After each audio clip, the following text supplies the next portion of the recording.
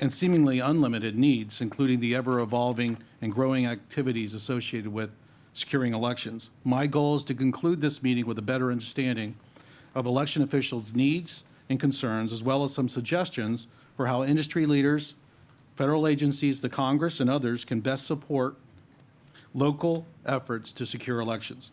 Faith in our nation's election systems is on the line. Protecting that faith will take all of us working together, and today's forum is that opportunity to do just that and to demonstrate our commitment to our nation's voters. Thank you for participating in today's forum, and look forward to a robust conversation on these issues. Thank you, Madam Chair. Thank you, Commissioner Palmer. Commissioner Hicks, do you have an opening statement? Yes, I do. Thank you, Commissioner McCormick. Good afternoon. I welcome our witnesses to this EAC Security Election Forum. I thank all of you in attendance and watching online and those in our overflow room on this very interesting topic. With next year's presidential election less than 15 months away, I'm pleased to be joined by my fellow EAC commissioners for this essential and timely discussion. As I travel across the nation to visit election offices, give presentations, or attend conferences, election security is often the centerpiece of those conversations. After the 2016 election, it was clear that our nation needed to look under the hood of its election systems. Through that process, we identified a number of areas where we need to do better, and a lot of progress has been made, including improvement of communications between state and local election leaders and federal partners who support their work. While today's forum will likely provide even more evidence of the progress we've made, it's also a chance for us to collectively identify opportunities to further advancement and cooperation, including how we expand the market for election equipment and better track supply chains. The challenges faced by election officials today are often tied to aging voting equipment or lack of resources. I suspect we'll hear some of that reflected in today's testimony as well, and the reality that the EAC strives to reflect its day-to-day work, including today's forum and all our ongoing efforts. For example, I'm proud of the work we did last year after Congress appropriated $380 million in much-needed financial support to the states and territories. The EAC quickly and responsibly got these vital resources out the door.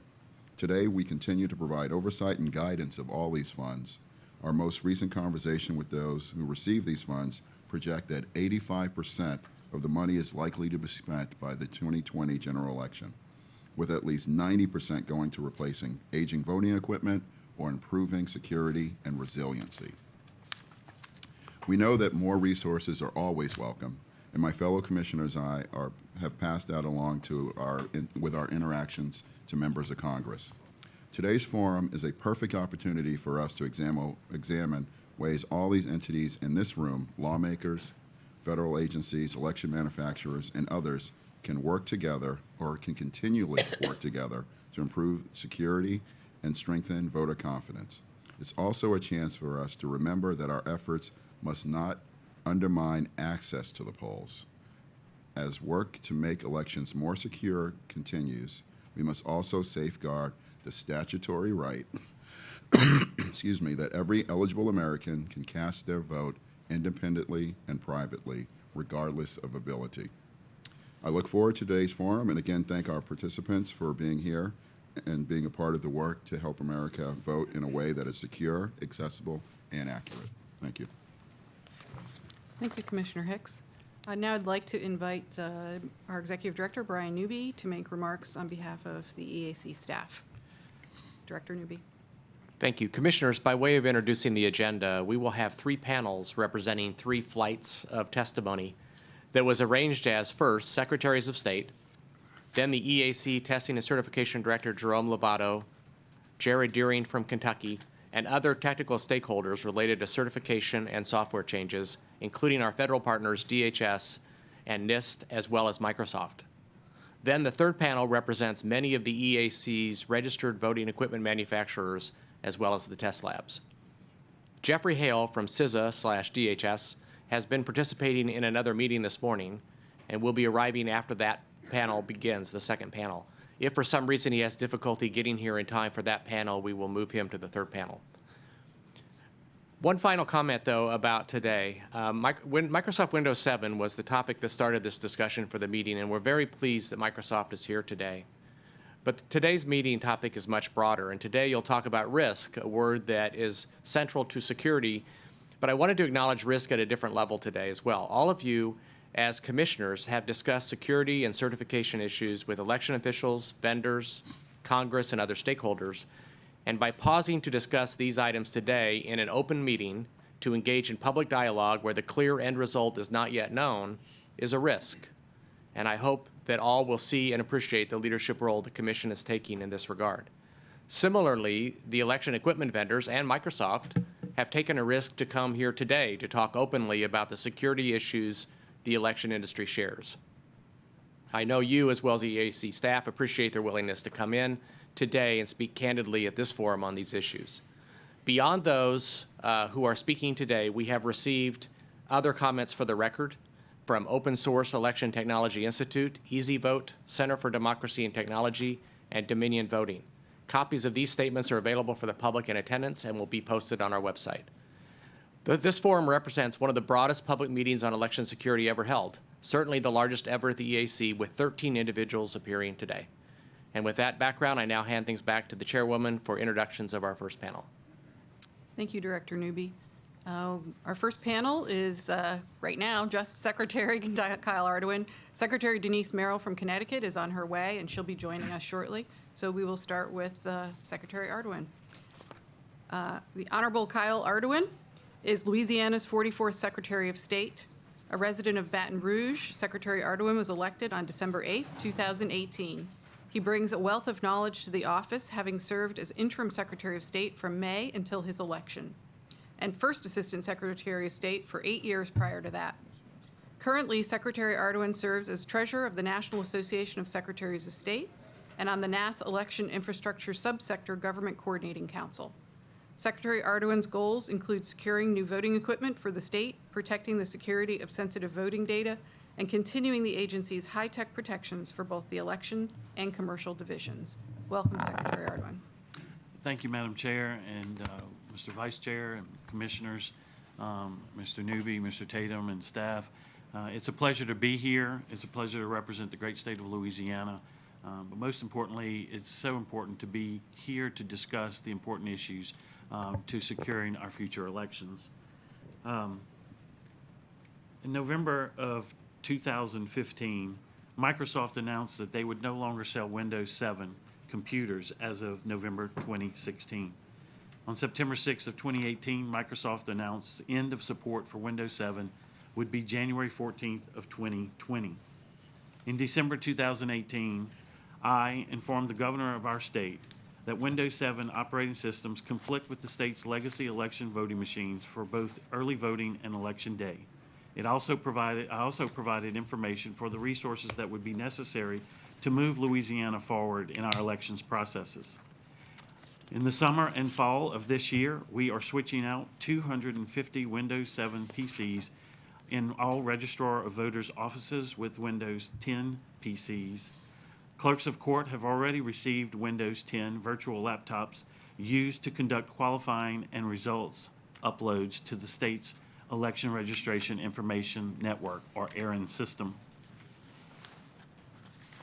So how did this affect the state of Louisiana?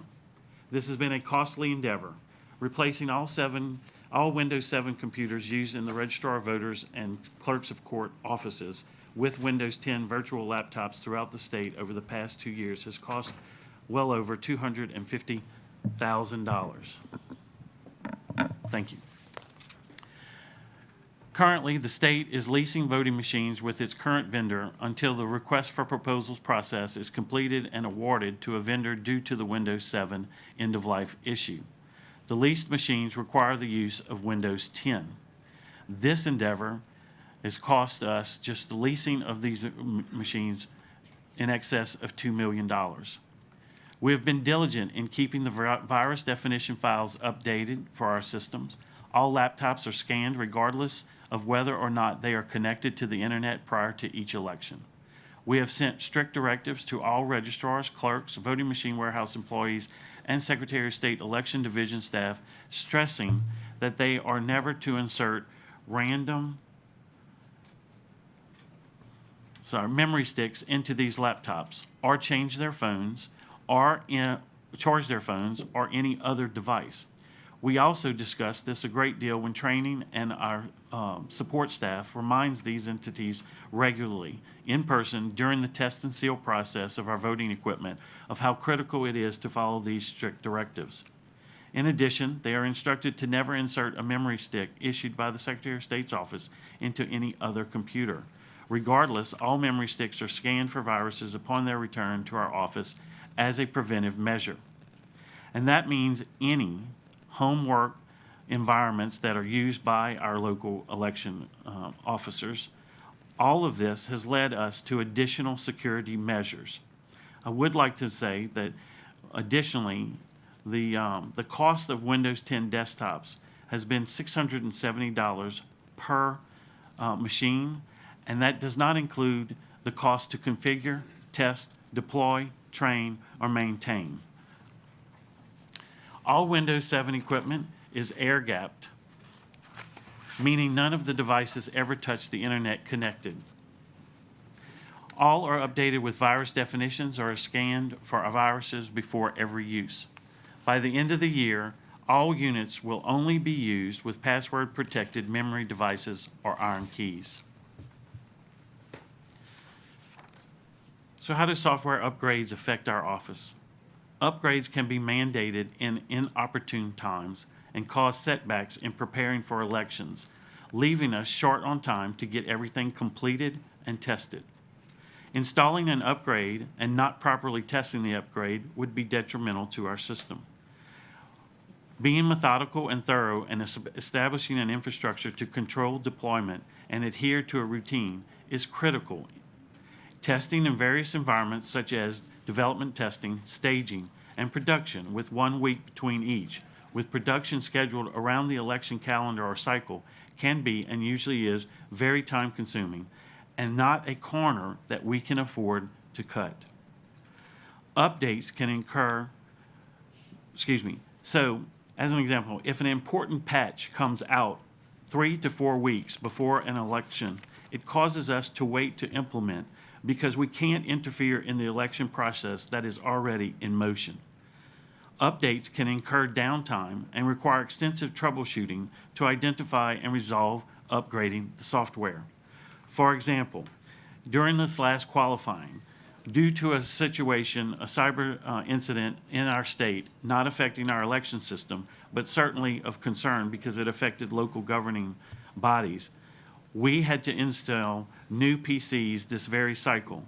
Those new PCs, once turned on, because we weren't able to have the time frame that we normally have, as I referred to earlier, began implementing new updates as soon as they were turned on.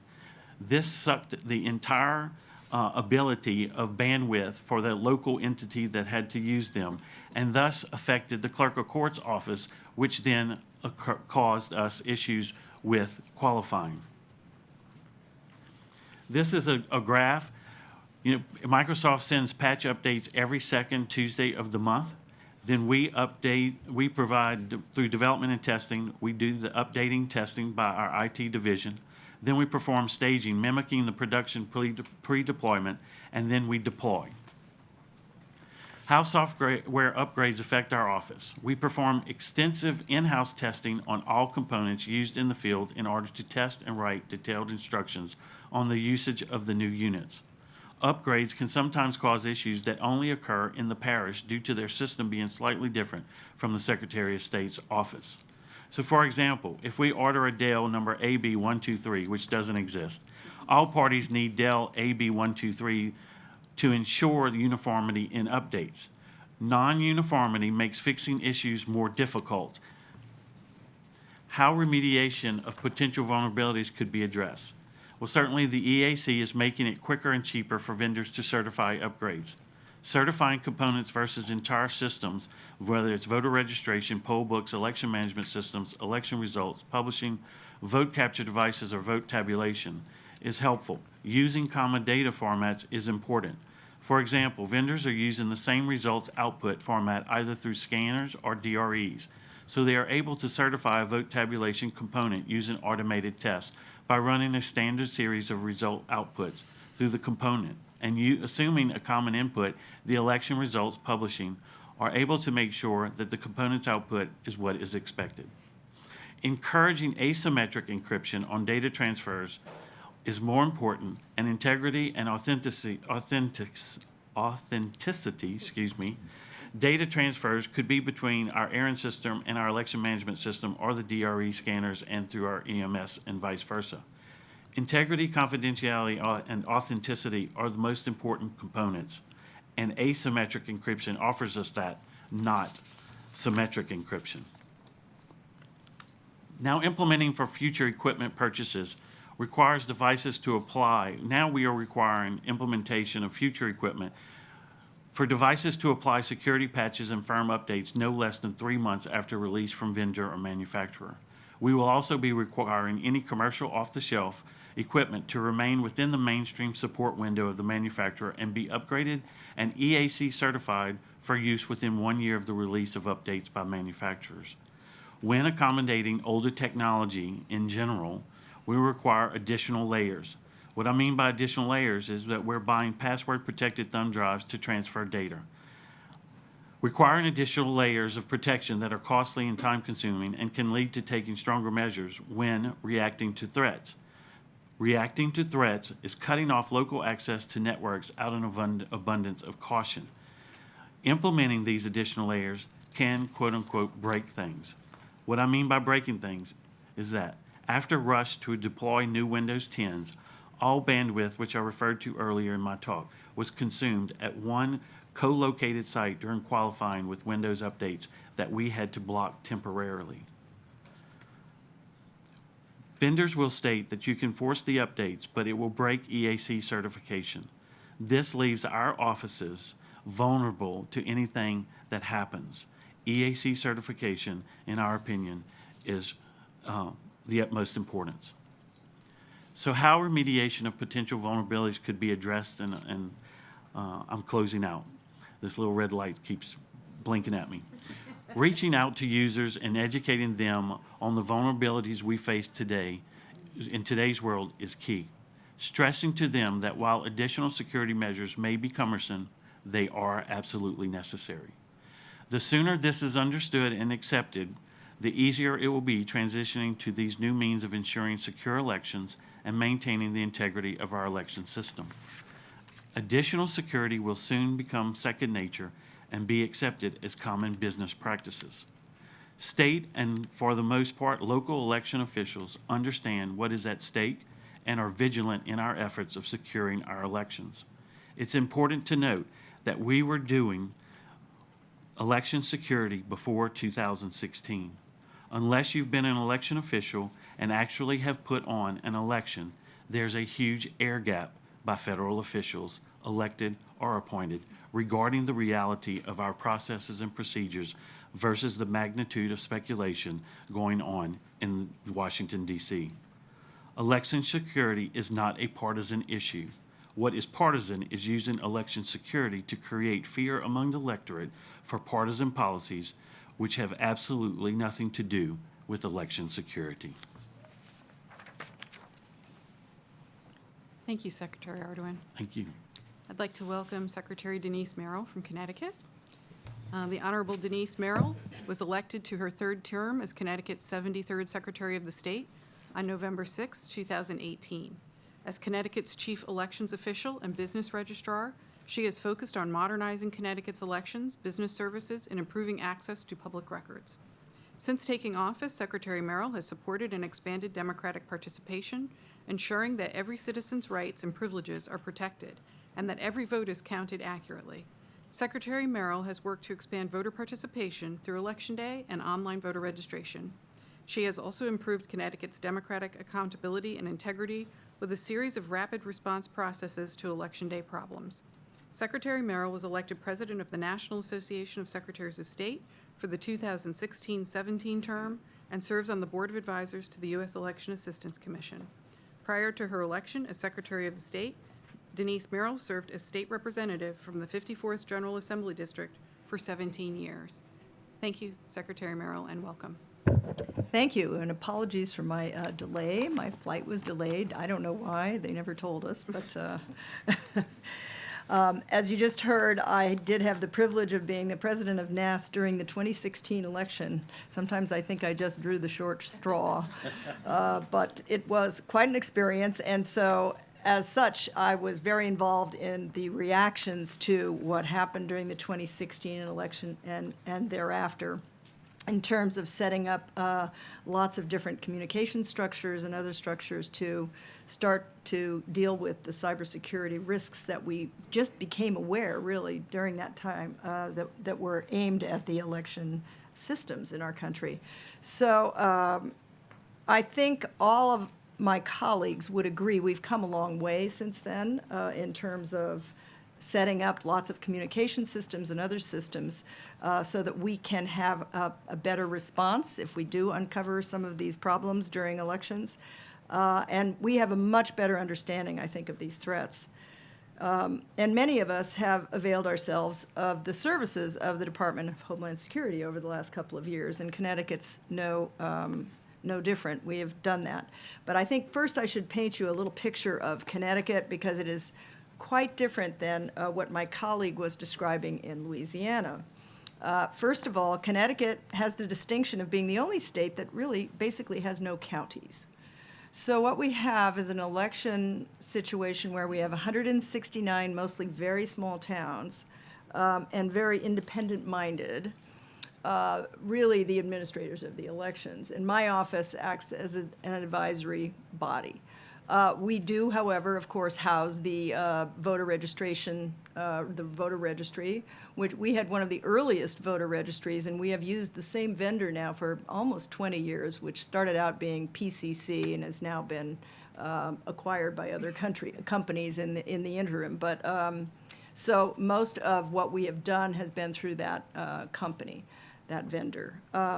The voter registration system has had many upgrades over the years.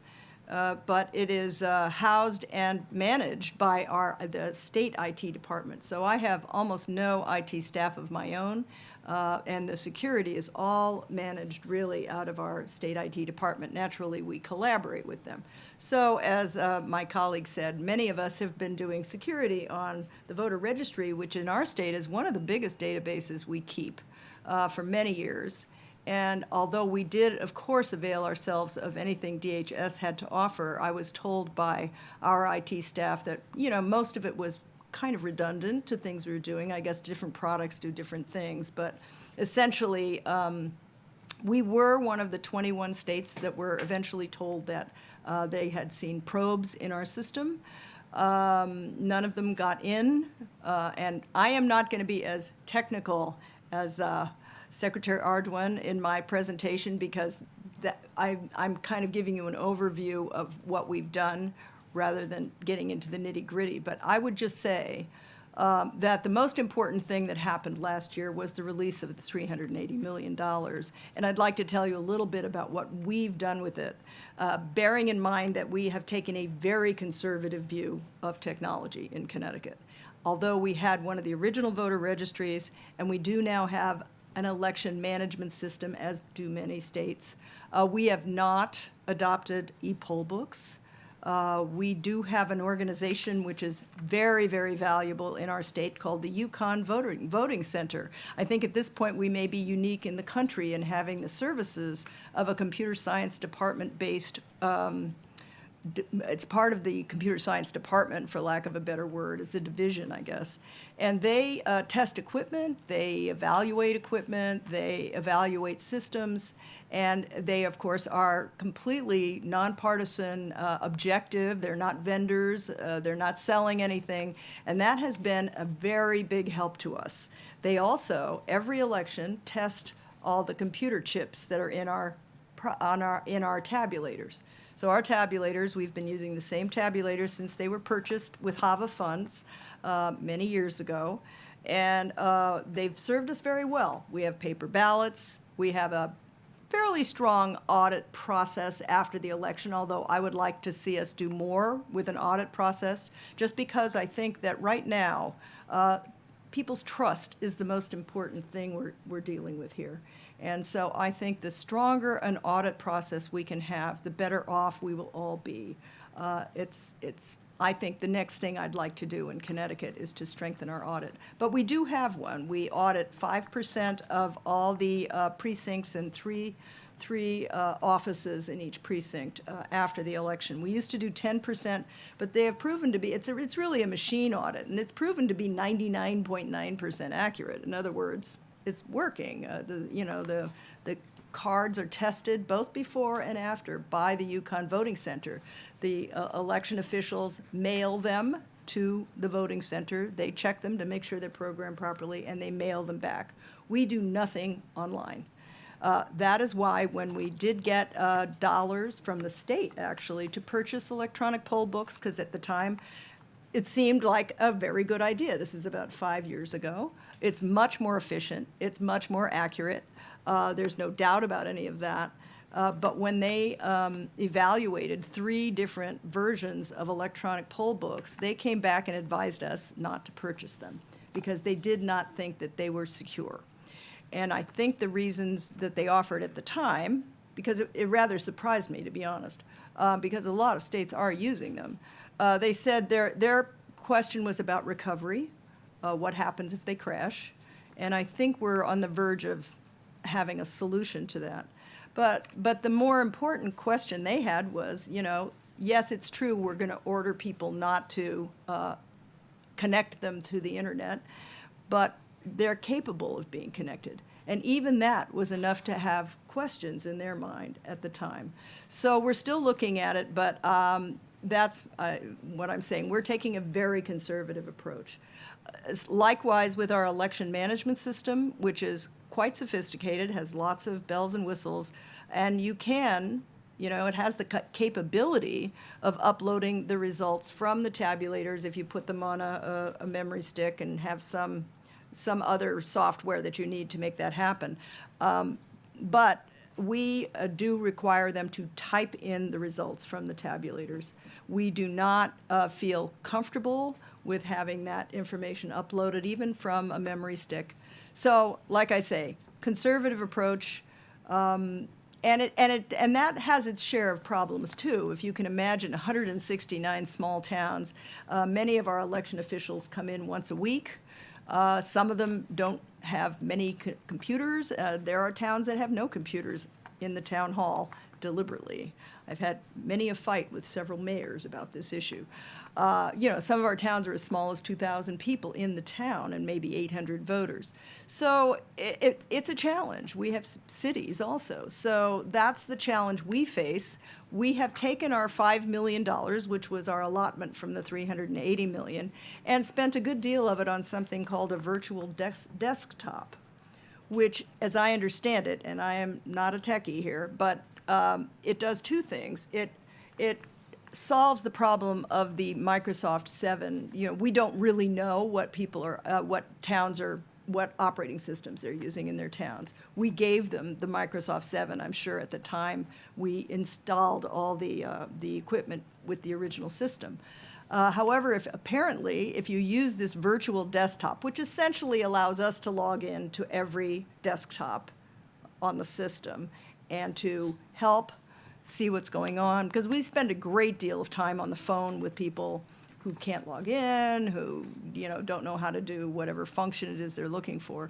So this would allow us to override their systems, and as I understand it, it will use a Microsoft 10 operating system, so that will, as I understand it, make it not necessary for us to go with buying all new operating systems for every town. We've also had to spend some of our money on used tabulators. The tabulators we have now are coming to the end of their useful life. I mean, they were purchased almost 2 decades ago, and that's ancient history in computer talk, right? So we are looking at purchasing with, quite a I think, as I recall, about $500,000 or maybe almost $1 million of the money we're going to use to purchase used tabulators, because at this point, we have no funds for buying an entirely new system. There's just no way, and I haven't even priced it out. I am planning to have a committee put together that will look at what we're calling the future of voting, because we don't know where it's going, and that's always the case with any kind of computerized system. So I would say my biggest ask of this organization is to hustle up with the certification and standards, because, we're going to be in a position where we're going to have to replace our current system within the next few years. We've been very satisfied with the usage of these systems. We've gotten used to them. We have paper ballots. People mark them themselves. I think there's a great deal of trust in Connecticut in our election process because we do use all the best practices. But, I can see that there's going to be a big need for us to have a lot of information from a source that understands this and knows where the field is going. And so, so that would be my request, really. The $5 million has been invaluable in helping us maintain what we have and do better. And we will continue. We have a plan that goes on for several years. A lot of it's about training, because we have lots and lots of local officials. Connecticut's also unique. We don't just have clerks or county clerks managing elections. In each of the 169 towns, we have 2 registrars of voters, one from each party. And then you also have a town clerk who does absentee ballots and that sort of thing. So it's a very decentralized, we like to say, system, but there's lots of training that's involved. These are not folks who are familiar with technology necessarily. Some are, some aren't. And so I think our biggest challenge is really training, making sure people change their passwords, know what a phishing email is. I mean, it's very basic, really.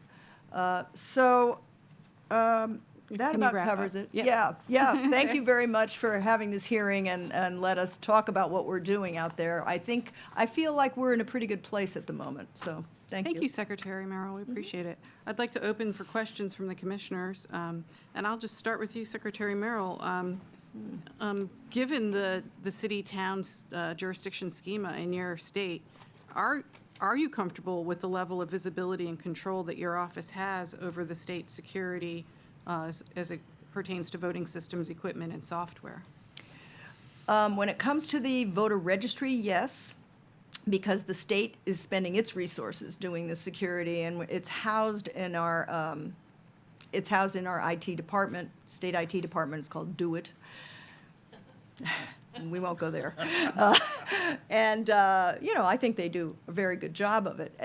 The system itself is getting on in years, and we have made significant upgrades, but again, I think in the next few years, we're going to look at another upgrade, but it is difficult to manage. I have made some proposals to the state legislature to have a little more centralization, bring back sort of a county level of government, but to no avail. So I think we're going to be where we are, and it works remarkably well for some purposes. I mean, for example, I can't imagine trying to hack my election tabulators. I mean, it's unimaginable, really. So yes, I'm comfortable at the moment. I think I can see 2-3 years from now, maybe not. Thank you. Secretary Ardoin, you mentioned a cyber incident that y'all were dealing with down in Louisiana that obviously caused you great concern, and you're changing out your computers from Windows 7 to Windows 10. Do you have the tools and resources necessary to combat such incidents, and what have you learned from this incident that you were discussing? Well, I learned from the incident that you're only prepared when something happens. Basically, you don't know exactly what to expect until you're in the situation. I was very pleased with how my staff reacted and the steps that we were able to take. And I think it's because of the unique system of Louisiana being a top-down system, because we immediately quarantined our system. What we knew was, with some having Windows 7 and some very few having Windows 10, we knew that there were vulnerabilities there. What we were also, because of everything that we've been doing, we kept a strict inventory, if you will, of which parishes had Windows 7 units and how many. Those were the ones we immediately banned from the system permanently from the moment the incident was brought to our attention. The incident affected some local governing bodies, but never touched the elections system. But knowing that there were some who interact with parish governing authorities, we felt the need to shut down that system. We decided to take money that had been allocated from self-generated revenues within our agency and not purchase Albert sensors for the clerk of court's offices, which we had initially intended to do, and utilize those funds to buy the Windows 10 units, given that we felt like that was a much more secure opportunity and need in our system moving forward. So that's basically what we did. We were able to move fast. We quarantined the whole system immediately because we were able to shut off local access. Then our next step was when we knew which parishes had been hit, we unquarantined the other parishes and kept those parishes quarantined until we knew through the Cybersecurity Commission that we were able to bring them back up. And we did it one parish at a time. But if another parish was hit, then we took them offline and continued that quarantine process. It was very successful. I'm very pleased and thankful for my staff reacting very quickly.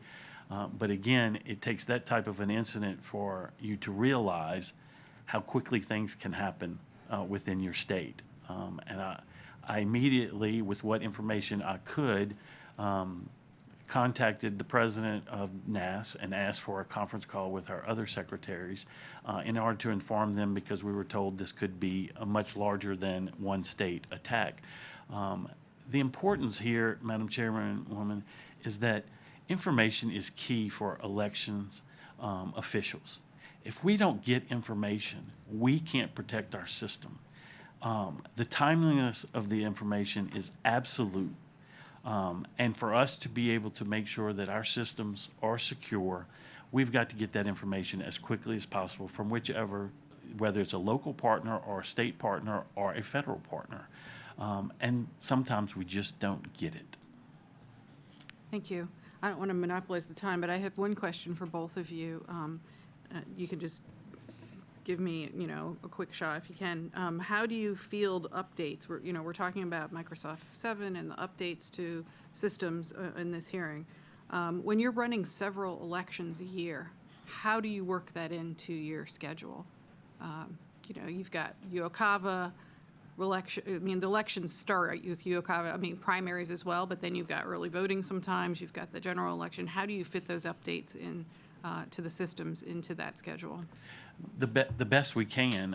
As I stated in my presentation, the Tuesday updates, the monthly Tuesday updates, when they come in, the problem for us is, and I would imagine for any election official, is once we start the clock for election preparation, there's no stopping that clock because the timelines are so detailed. And especially with Uocava, we have a deadline to meet. We can't avoid those deadlines. And so even if a patch comes through, we may have to delay the implementation of that patch because, as I said earlier, it actually affected us having to adjust with regard to this incident. It affected our ability to do qualifying online because of the patches that were being automatically updated, and we had to stop that process in the registrar's office because the clerk wasn't able to do their job. So it's a very delicate operation. It's very concerning to us, and I think that's something that EAC needs to delve more into in order to make sure that our voices are being heard with our vendors, whether it be Microsoft or the voting equipment vendors. I'm sorry, I hope I didn't. Oh, no, that's all right. Again, we're a little unique. We do not have any form of early voting, so we just have the one election day, which helps in a way. But, we don't we don't do anything in the Uokava period, you know, the 45 days, which is what it is in our state. And again, we don't really know what our local towns are running. And we really have very little control over their local systems. And so this virtual desktop hopefully will override that problem. But we won't be able to do a pilot until this year is our municipal election. So we'll be able to pilot it this year, but it hopefully will be in place for 2020. But up until now, we do patch our own system, you know, and that's the basic voter registry. But everything else is really at the local level. Thank you, Secretary Merrill. Vice Chair Hovland, do you have questions? Thank you. Thank you. Thank you all for being here. I appreciate your testimony. Secretary Ardoin, you were talking a lot about the process, and obviously it's extensive. It's not just taking out your phone and hitting update. And one of the things that really sends home to me is the costs associated with this. You know, that is people and labor in addition to equipment. One of the questions that we get asked a lot by Congress is about the $380 million that Secretary Merrill mentioned. Do you all see? Would it be useful if there was, obviously, federalism? This all gets split up, but if there were a consistent, modest federal funding stream that was specifically toward security upgrades, maintaining equipment, maybe implementing programs like Illinois Cyber Navigator program, where you have state-based election technology IT experts that assist counties, parishes, towns with fewer resources. Do you think that's something that would be helpful and needed? Well, of course, resources are always helpful and necessary. I would say that what we have been doing in Louisiana is that we set aside our $5.8 million of HAVA funds strictly for the new voting technology to purchase new equipment. What we have been doing is absorbing in our regular budgets all the cybersecurity needs that we have, which is growing exponentially each and every year. What we would hope for is if the federal government does make additional resources necessary, that there be no strings attached, that each state is different. I think just the two of us sitting here, we've explained how different our states are. The cultures are different and the voters have different expectations. But we all have the same expectations, which is a secure environment for our elections and that every vote is accurately counted. And everybody gets to participate who wishes to participate.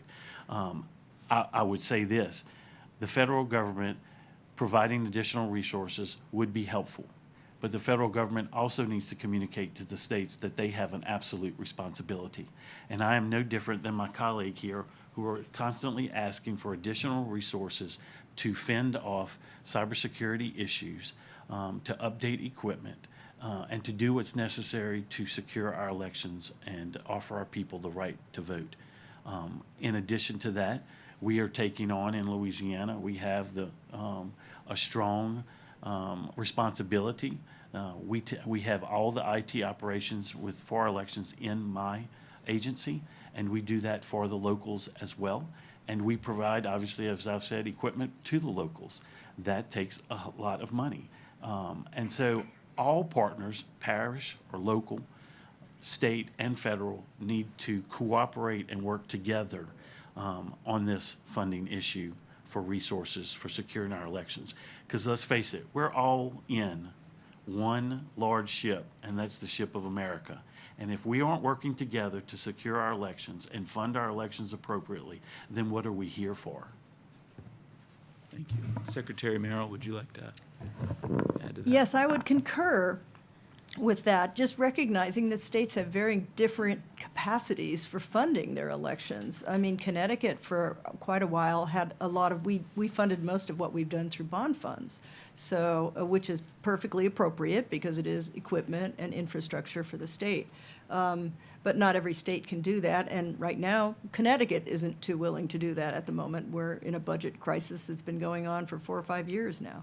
So, I think there's certainly a role, and that would be very helpful in my state, I know, because the reason we have not gone forward with providing more local equipment, upgrading their operating systems and so forth, is because we don't have money for that, and traditionally, it's been funded by the towns and the state. So I agree with my colleague that the states have a responsibility here too. But they, like I say, they have different capacities for doing things. And I think it is imperative that this country and the states and the local governments and all of us, as you say, work together to do this, because this is one of the fundamental operations of government. You're not going to privatize elections. And so it's time we put some dollars behind what's happening. And I think this is a really recent development. It was only in 2016 that we realized there were all these cyber threats and so forth. And so we've reacted, I think, pretty well in the short term with what we can do. But in my state, for example, it's much more efficient, I suppose, to control security for these big databases from a central level. And I respect that. Actually, it makes a lot of sense, as long as I have someone in my office who can work with that person. So I think we ought to take the same attitude overall, that we work on it together, that we're able to articulate what our particular needs are around these questions, and that you provide some sort of framework, for that, for the funding. But I do think some funding needs to come from the federal level. Thank you. I want to be sensitive to our time, so I'll hold off any other questions till after my colleagues go. Thank you, Vice Chair Hovland. Commissioner Palmer, do you have questions? Yeah, just a few. Would you agree that what I hear, I think, from both of you is that the priority as your chief election official in your state is that you need to upgrade your voting systems and your voter registration systems, and these are fundamentals of the electoral process, and that is where most of the money could really help your states. Is that a true statement? True statement. And we have our job to do, which is try to set new voting system standards on security, accessibility, get those out so the manufacturers can start designing equipment to those standards. I think that's all I have. May I make a comment with regards to that, the new standards? My state is about to embark on an RFP process, and we will be dealing with standards that were set in 2015. And much of that blame is to the federal government for not having had a functioning EAC with a full commission. I'm very thankful that we now have a full commission and that you all are working very hard, but we're now behind times because of that, and 2016 snuck up on us very quickly, and we all reacted as quickly as we could with the resources that we had. But the fact is that I'm going to have to go a little bit further, as I stated earlier, in what the requirements that we will have to work under that aren't necessarily even issued by you all yet. So that's very concerning to me. Not to mention all the various legislation rolling around Congress that could require this or that or the other. I have one follow-up question.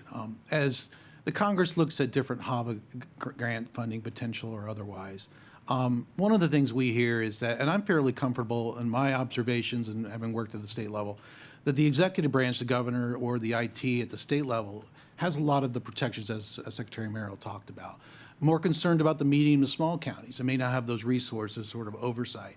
Do you think it's possible, you have experience with HAVA grants, that those monies could be used in a way to help those localities upgrade their local IT systems to be more resilient in warding off some of these attacks? Yeah, I would say that's exactly what I'm doing with the money that I got, the $5 million, because by instituting this virtual desktop, we have essentially have given them more capacity. So maybe that's a direction that others could follow. We haven't tested it out yet, so I don't know how it's going to work out. But rather than purchasing 169 towns worth of new equipment, it might be better to just try to work with what they have, as long as it's this virtual desktop takes care of the security part for all of them. But yes, I mean, and then the training is all local capacity building, really. So, yes, you're right. That's actually, my biggest fear is vulnerability at the local level. And so that's exactly what we're working on. Yep. That was exactly my fear, and it almost, came to fruition. By the grace of God, it did not. But we are taking those steps because we were able to retain our election IT in our system and not go forced into a consolidated system along with the rest of the state agencies. Then we were able to control our own destiny, if you will, and work with those local election officials to secure our environment and continue to secure our environment and train them on our environment. Being able to see it from a larger picture, 30,000 feet, if you will, that was the right thing to do for our state. And we continue to be able to predict vulnerability and work with vendors outside to look for newer ways to secure our system. That gives us the ability to quickly react versus having to go to the state and ask for permission. I'm not saying it's not working for others, but it is an important component for us. Commissioner Hicks, do you have a question? Thank you, Chairwoman McCormick. I'm going to have a couple of comments that I hope I can put a couple of questions in there as well. One, Secretary Merrill, I wanted to say I was saddened to hear that Peggy Rees retired. I've never worked with, I haven't worked with Ted Bromley yet, but I'm hoping that he will be able to fill her shoes because she was a very important woman, and I think she's done a great job for your state. One of the things that I wanted to ask is a little bit about the overall training, because I know that as Secretaries of State, and other election officials, you have more than one job. So your job is not just to run elections. It might be other aspects of it as well.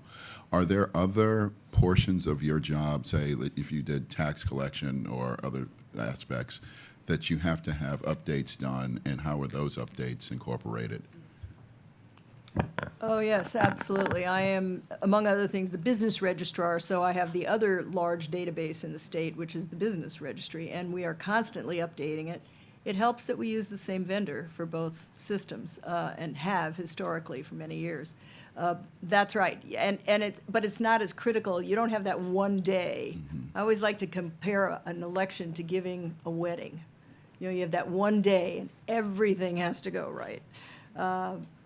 Unlike the business registry where there are constant, deadlines for this and that. So we don't have the same issues in that sense. Okay. I also am responsible for the commercial registry in the state of Louisiana, and it's the same thing. And we do use the same vendor as well. I think we actually have the same vendor. But it is a constant concern because that system also is being constantly scanned and probed, and business identity theft is a growing phenomenon. So we're protecting businesses as much as we're protecting the elections. But as Secretary Merrill said, that's an ongoing process. Election day is critical. We have early voting, a 7-day period of early voting in the state of Louisiana, and that is critical as well. Voters have to check in. That is using our system on a daily basis. And so there is concern. We don't have electronic poll books, and given the situation where we are, I'll never ask for electronic poll books.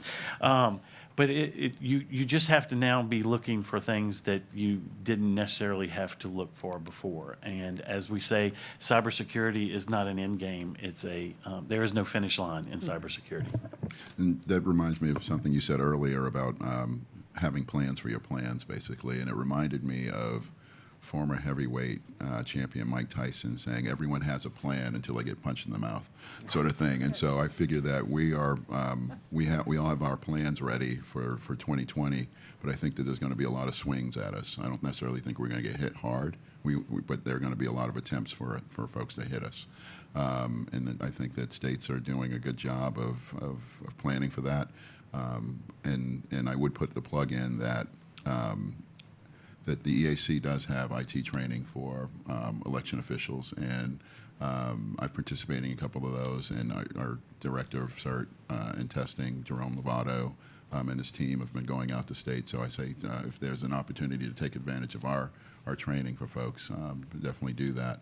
Because I've been to both your states, and I think that folks have done a great job with the election process.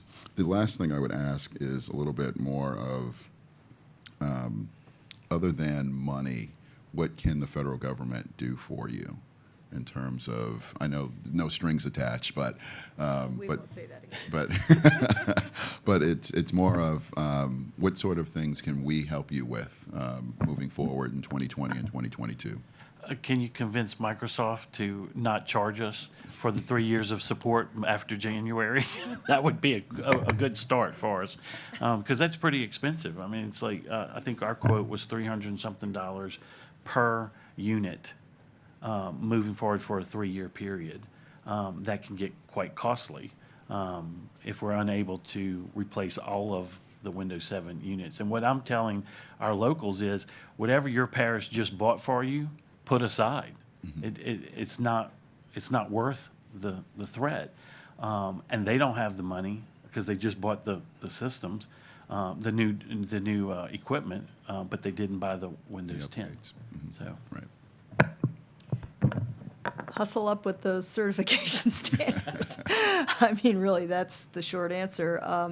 But also, just thinking out loud here almost, I can hear a division, because you keep forgetting the maintenance cost on all these systems is a very large ongoing cost. Now, maybe that's where the state should be, because that's not something we can expect money every year from a federal government. But infrastructure cost might be where we could use the most help, because that's the kind of thing you pay at once, and then maybe the state should be picking up the ongoing costs and together with the towns in whatever iteration that is. It's different in different states, but that would be my short answer. Certification standards, because people, as you hear, are out buying things right now, and they need help. Yeah, thank you. I want to extend my sincere thanks to both of you for being here. I appreciate your comments. We'll take all of that in as we continue forward and looking at these issues. Great. Thank you very much. Thanks for having you. us. We call up panel 2, please.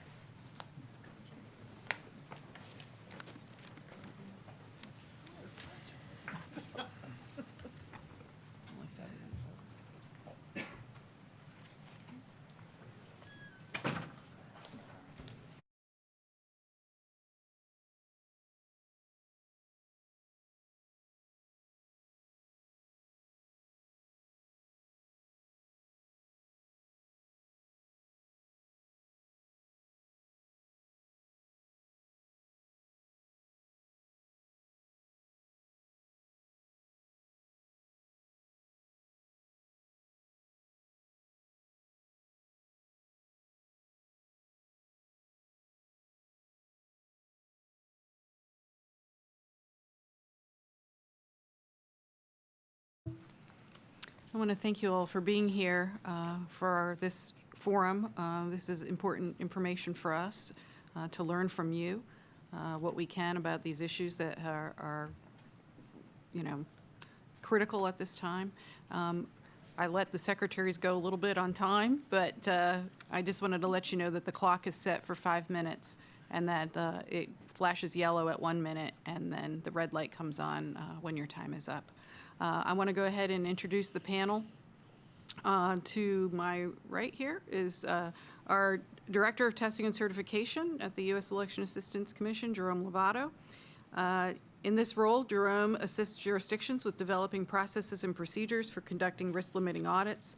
He published a white paper to provide a foundation for elected officials on how risk-limiting audits work and things to consider before conducting pilots. Prior to joining the EAC, Jerome worked as a voting system specialist at the Colorado Secretary of State's office for 10 years, where he served as the voting system certification lead and risk-limiting audit project manager. Next to Jerome is Jared Deering, State Election Director for Kentucky State Board of Elections, and he has worked in campaigns and election administration for over 10 years. Jared has worked in the public and private sector, working both at the local and state level, including working for the city of Louisville, as well as the office of California Governor Jerry Brown. His private sector work includes several tech startups located in the Bay Area and Boston. He is a graduate of the University of California, Berkeley, where he studied public policy and engineering. Next to Mr. Deering is Ginny Bedaines. Did I get that correct? Ginny Bedaines is the Director of Strategic Projects for Microsoft's Defending Democracy program. Her work focuses on countering the growing threat of nation-state attacks against vulnerable democratic institutions globally. This team's efforts include increasing the security of campaigns and elections and addressing the issue of disinformation as it impacts these organizations and processes. Ginny's work previous to this role focused on engagement with political organizations and their use of data, analytics, and other emerging technologies. Prior to joining Microsoft in 2014, Ginny was the Vice President for Political Accounts at CMDI, where she worked closely with presidential and Senate campaign customers. Ginny has over 15 years of experience in political technology. She has been recognized as one of Campaign and Elections Rising Stars and has also received the American Association of Political Consultants 40 Under 40 Award. Next to Ginny, we have Matthew Scholl. Matthew Scholl is the Chief of the Computer Security Division in the Information Technology Laboratory at the National Institute of Standards and Technology, NIST. His responsibilities include cryptographic standards used by the U.S. government and internationally, cyber research and development at NIST, and cybersecurity standards and guidelines for federal agency security programs.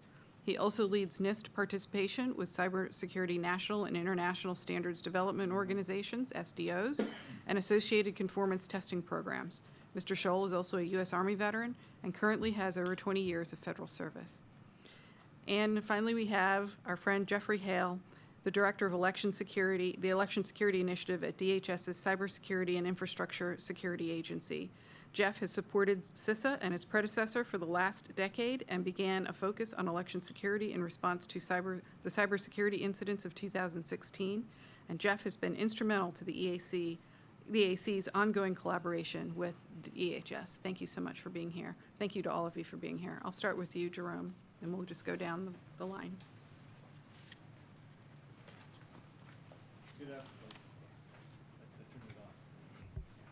Sorry about that. I don't know how to operate a microphone. Good afternoon, Chairwoman McCormick, Vice Chair Hovland, Commissioner Palmer, and Commissioner Hicks. Thank you for hosting today's forum and for taking the lead on addressing the complexity of testing, certifying, and then applying software security updates to voting systems.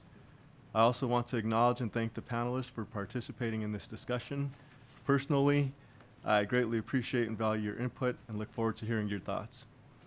I have been heavily involved in voting system testing and certification for over 12 years now, and have literally installed voting system software on thousands of voting devices in my career. I would just like to highlight that once the AC certifies a voting system, that system is certified to requirements in that moment in time. Our testing and certification program manual provides guidance on changes to voting systems that I can talk about in more detail if time allows, but recognizing that we have limited time today, I'd like to hear more from our panelists, and I'm glad to answer any questions you all have. And I just want to lay that groundwork because we do have limited time, and as some of you know in this room, I can talk about this stuff for a long time, and so I will refrain and allow others to have the opportunity to express their thoughts on this matter. Thank you, Jerome. Mr. Deering.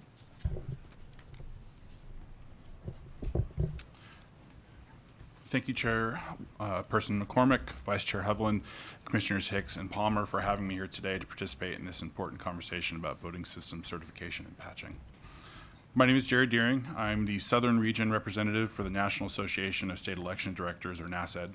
I am also the Executive Director for the Kentucky State Board of Elections. Prior to my current position, I have worked both in the public and private sector, specifically public policy and engineering, including software development. I'm glad that we are here today having this conversation, but I also wish it could have taken place a little bit sooner. Microsoft announced it was ending support for Windows 7 several years ago, and in 2014 it ended support for Windows XP. This is not our first time experiencing this as a community. Since the passage of Help America Vote Act of 2002, HAVA, election administration has grown increasingly reliant on technology. HAVA mandated that, among other things, every state replace punch card and lever voting machines, of course created the voluntary voting system guidelines and the voting system testing and certification programs. The move away from lever and punch card machines was designed to move the act of voting to a more modern technology. Yet the move to any technology requires ongoing maintenance. Technology is not static and is in a constant state of iteration. Operating systems, firmware, and software all require ongoing updates to maintain both functionality and security. As of August 2nd, the MS-ISAC has sent out 81 separate update advisories in 2019 alone, from vendors ranging from Mozilla and Google to Oracle and Microsoft. Anyone who's tried to use a laptop or cell phone knows that keeping technology current and patched is critical to maintaining its lifespan. And the well-documented funding issues in election administration mean that the state and local elections officials need their voting equipment to last as long as possible. When we invest in new technology, we do so knowing that we may not have the funding to do so again for another 10 to 15 years, and in some cases even longer. Voting machines are dedicated technology, kept under tight physical security. Elections officials at the state and local level work hard to keep machines patched. But as with most things in elections, our ability to do so varies by state.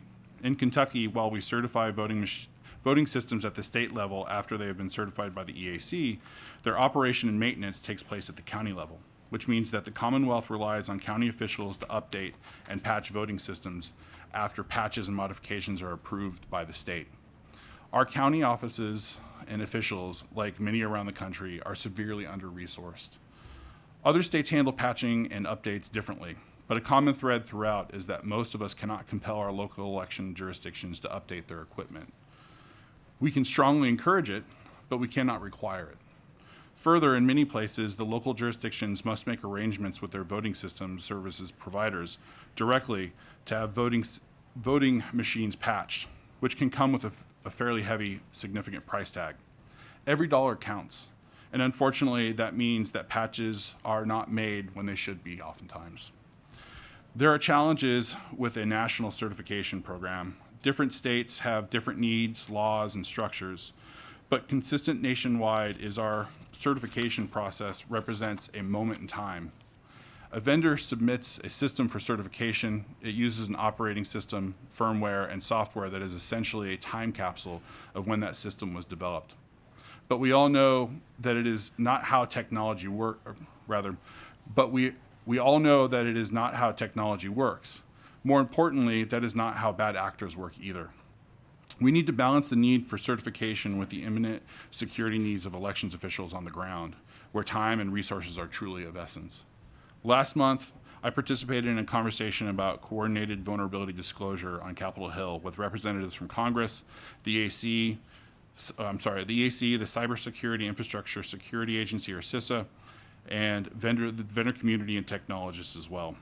There are a lot of smart engineers and hackers out there who want to use their skills for good to help make our elections more secure. We need to work as a field to develop a process by which ethical hackers can effectively communicate vulnerabilities that they find to the relevant parties.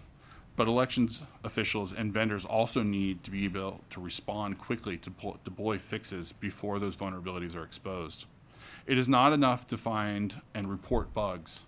There must also be a way for systems administrators to quickly digest and remediate these issues after notification. Beyond the hacker community, some vendors have already worked with CISA to have a critical product evaluation of their voting systems conducted at the Idaho National Laboratories to take advantage of the cybersecurity expertise that our federal government can offer our sector.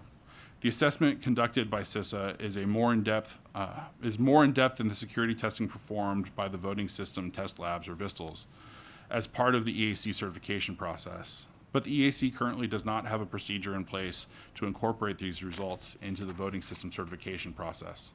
This means that the VISTL must also conduct security testing, which makes it time-consuming and expensive for voting system manufacturers trying to make their systems more secure. The AC must also develop a process to quickly certify modifications made by the voting system vendors to address potential vulnerabilities found in the CISA assessments.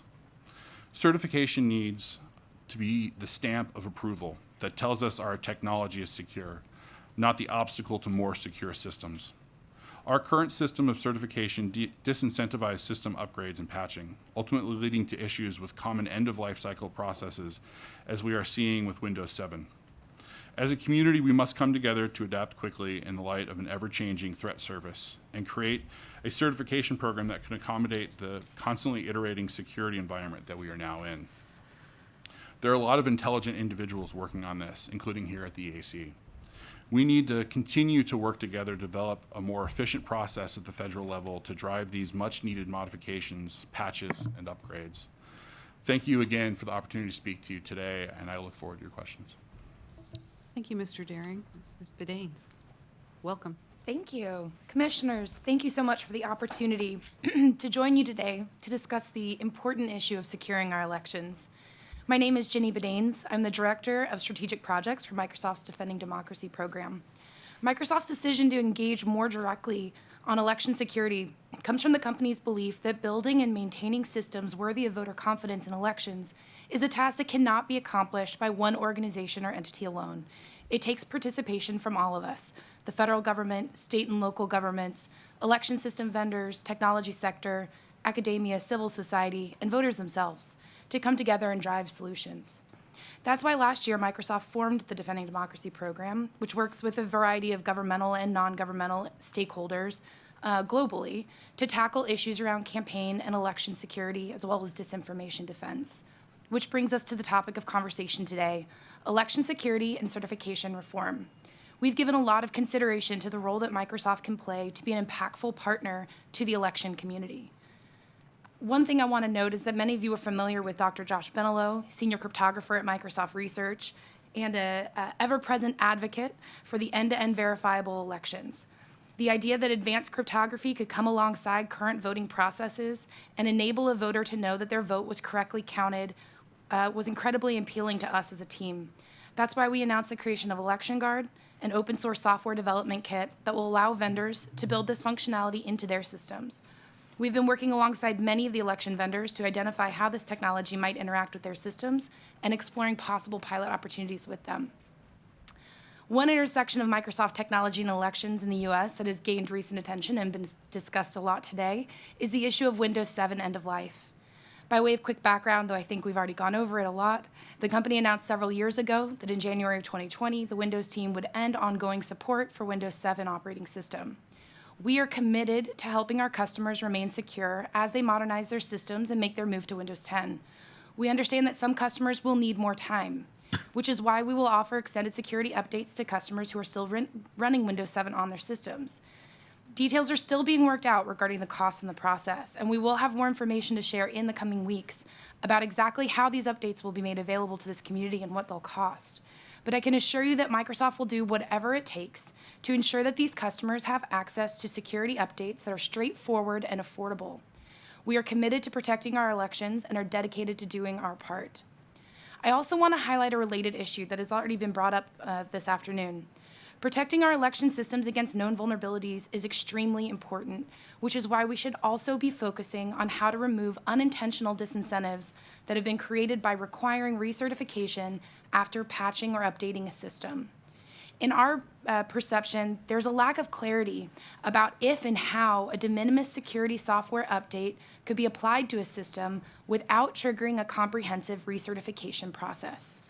We should stop giving election administrators the Hobson's choice of using election systems with known vulnerabilities or applying security patches, and in so doing, taking their systems out of certification. I look forward to discussing this and other issues this afternoon and welcome your questions. Thank you, Ms. Bedaines. Mr. Scholl. Welcome. Thank you. And thank you for having me. My name is Matthew Scholl from the U.S. National Institute of Standards and Technology, where I lead the Computer Security Division within the Information Technology Lab. One of my missions and one of the many things we provide as part of the Computer Security Division is a set of tools, references, and information to assist organizations, state and local, our federal government's partners, as well as U.S. industry in securing their technologies and their infrastructures. In these tool sets that we provide, we have a series of both documentary guidance to assist organizations in establishing an effective enterprise patch management program. This will allow an organization to make critical decisions about setting up a program and then making the critical business decisions about prioritization, timing, and application of patches and updates to important systems that they used in order to achieve their business objectives. We also provide guidance not just on patch management, but on configuration management, obtaining, implementing, and maintaining security configurations for both endpoints as well as back-end machines that are used, again, to support these business objectives. Not just documentary guidance, but we also provide tools to allow for the automated implementation of security configuration, as well as to allow for tool sets to identify items, endpoints, operating systems that are in spec and secure, and if not, to allow for other tool sets to remediate and enforce security configurations if needed. NIST also provides references for organizations to identify if they are vulnerable. One of our references that we provide is the U.S. National Vulnerability Database, where NIST categorizes and incorporates every known publicly declared information technology vulnerability and then publishes it in a machine-readable format. We also provide severity metrics for these vulnerabilities for organizations to use. This then provides an essential metric for them to decide how to prioritize patches and whether or not a patch is critical to them and the information technology that they use. I would like to echo some things that were said by some of my prior speakers as well. NIST runs several conformance and testing programs specific to cybersecurity products.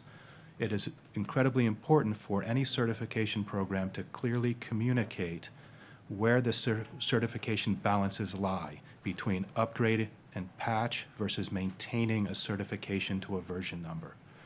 Often we give organizations a business risk rather than an information technology or cybersecurity risk decision in maintaining a certification versus patching a vulnerability. Clear, concise communication on the intent of a certification program, especially in the dynamic environment that information technology exists, is critical so that folks can make good risk decisions balanced with those business decisions and then maintain the security of their products. So thank you for having me here, and I look forward to answering any questions you might have. Thank you, Mr. Scholl. Mr. Hale, welcome. Good afternoon, Chairwoman McCormick, Vice Chair Hovland, and Commissioners Palmer and Hicks. I want to thank you for the opportunity to speak today on election security. I'd also like to thank you for considering me for a role on the Technical Guidelines Development Committee. I serve as the Director of the Election Security Initiative within the Cybersecurity and Infrastructure Security Agency. My team's mission is to ensure that election stakeholders have the necessary information to manage risks to their systems. Within our charge, we oversee the sector-specific agency, coordinate field engagements, provide technical assistance, contribute to the national security apparatus, and support election officials, vendors, partisan organizations, and the electorate, all towards the objective of advancing election security and countering foreign interference. Our support comes at no cost to our partners and is entirely voluntary. What we've seen out in the field is the need to continue to do the fundamentals. Fundamentals like understanding the differing impacts of integrity, availability, and confidentiality attacks on their systems, like ensuring systems are auditable and able to detect and recover from exploits, which is exactly why CISA provides a series of services that hit on the components of a thorough cybersecurity program, including education, training, and cyber exercises, promoting email security practices, protecting the organization's online presence, securing important information in transit and at rest, and developing incident response plans.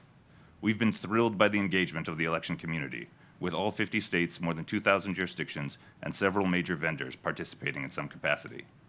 This hearing is timely, at least in part discussing the end of life of Windows 7 is consistent with the findings that we've seen providing our vulnerability services.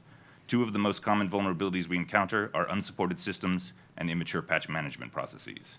As you commissioners are aware, election officials are asked to administer a complex array of diverse systems amid a severely resource-constrained environment.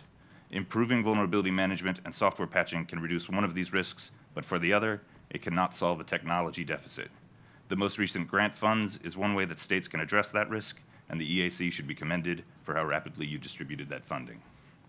And because I've touched on the vulnerabilities that we've seen out in the field, it's worth noting that although we put a large portion of our efforts focused on advancing the security practices of internet-connected databases and enterprise networks, where we see the highest availability for attack, That is not to take anything away from the importance of securing voting systems.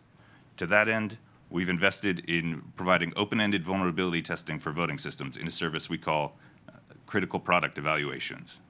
Again, CISA is encouraged by the vendor community's involvement, with several having completed the evaluation and still more queued up to do so. These evaluations are aimed at enumerating vulnerabilities found in hardware, software, and firmware configurations on voting systems, e-poll books, election management systems, and other components the vendor wants tested. As this assessment matures, we believe there can be a complementary relationship between our vulnerability assessments and the compliance testing and certification of the EAC. As you move towards VVSG 2.0, we see an opportunity to work with you on defining that process.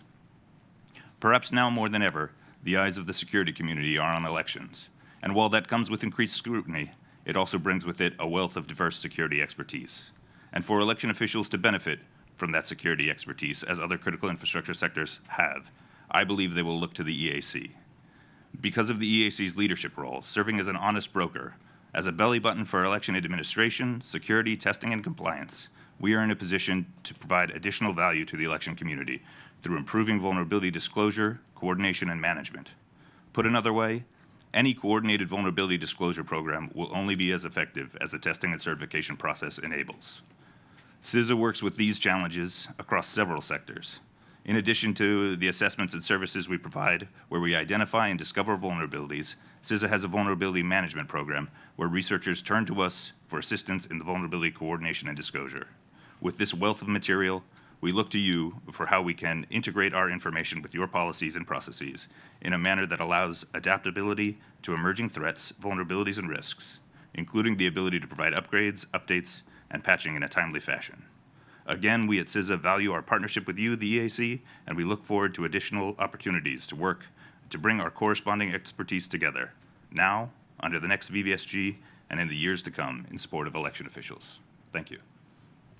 Thank you, Mr. Hale. The program that you were discussing, is that the Idaho Labs program? Yes, so our National Cybersecurity Assessment teams are working out of the Idaho National Labs Critical Product Evaluation. Yeah, so I just wanted, last time I heard there were just a couple of vendors, so it sounds to me like you've had more vendors sign up to have penetration testing and... Over the open-ended vulnerability testing, yes, there's been increased interest as more of the community have discussed their experience. And how are those experiences going? Are you discovering vulnerabilities that are actionable Yes, for the vendors? I know you believe so, can't yeah. share them with us. I understand your work with the vendors, but... I believe the vendors would be best positioned to speak to their experience, but the feedback we've gotten has been positive. There's a lot of discussions about hardware and software validation and how components can be potentially hot swapped. Obviously, this results in a level of information that we get to work with the vendor following the assessment on mitigation opportunities. Great, thank you. Mr. Scholl, you described some of the resources that NIST has for the election community as far as vulnerabilities. Do you have some sort of resource to help states or localities with data recovery after a compromise? Which is, of course, very important in the election world, especially with, say, voter registration databases. Correct. Thank you for the question. We do have guidance, documentary guidance only on recovery operations as well as protection against malware, some guidance specific to ransomware and protections against ransomware and recovery from some of those specific threat models. But the services we have for that would be probably most useful would be the documentary guidance and the recommendations we have for setting up those types of programs. Obviously, we hope it doesn't get that far and we actually take preventative measures first, but I just wanted to know about the data recovery since that is very important for us. Absolutely, and we do look at data recovery capabilities as one of the key capacities that are needed to recover for something such as a ransomware attack as well. Thank you. Ms. Bedaines, you provided us, or Microsoft provided us with a security update severity rating system. It's a kind of a sheet that you, I guess, categorize these different vulnerabilities as critical and, maybe less so. But how, maybe you don't know this, I don't know, but how often do you categorize an update or a security patch as critical. We heard that, there's, how many, you mentioned it, over 1,000 security updates. Obviously, they're at different levels. How often are we looking at critical? That's a great patches? question, which I'm happy to get the answer to. Okay. I'm not familiar with how often those come out, but you're correct that we do categorize them and emphasize which ones are the most critical. Yeah, and you also have. He knows. Oh, you know. Please. So security vulnerabilities are scored through an open standard called a Common Vulnerability Scoring System. Because we're the government, we have to have an acronym. It's called the CVSS. And generally, it's a scoring system that ranks 1 through 10 with several underlying criteria that make up the underlying score. That score, 1 being low, 10 being critical, and then some gradients in between, is then used to apply to how important a patch might be with reference to a vulnerability. So it's a common scoring system that's used not just by Microsoft, but by all vendors who participate in this standard scoring capacity. And this is that severity metric I had mentioned earlier that NIST uses in publishing our vulnerabilities. Thank you. And there's also a separate index, right, on exploitability index, maybe? Yeah. Correct. As part of that score, there's It's about the likelihood of. yes, there's likelihood, there's severity, there's the type of attack it might be focused on. Is it a confidentiality attack, an integrity attack, or an availability attack?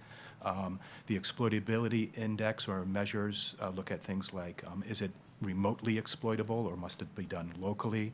Is it tooled or is it new?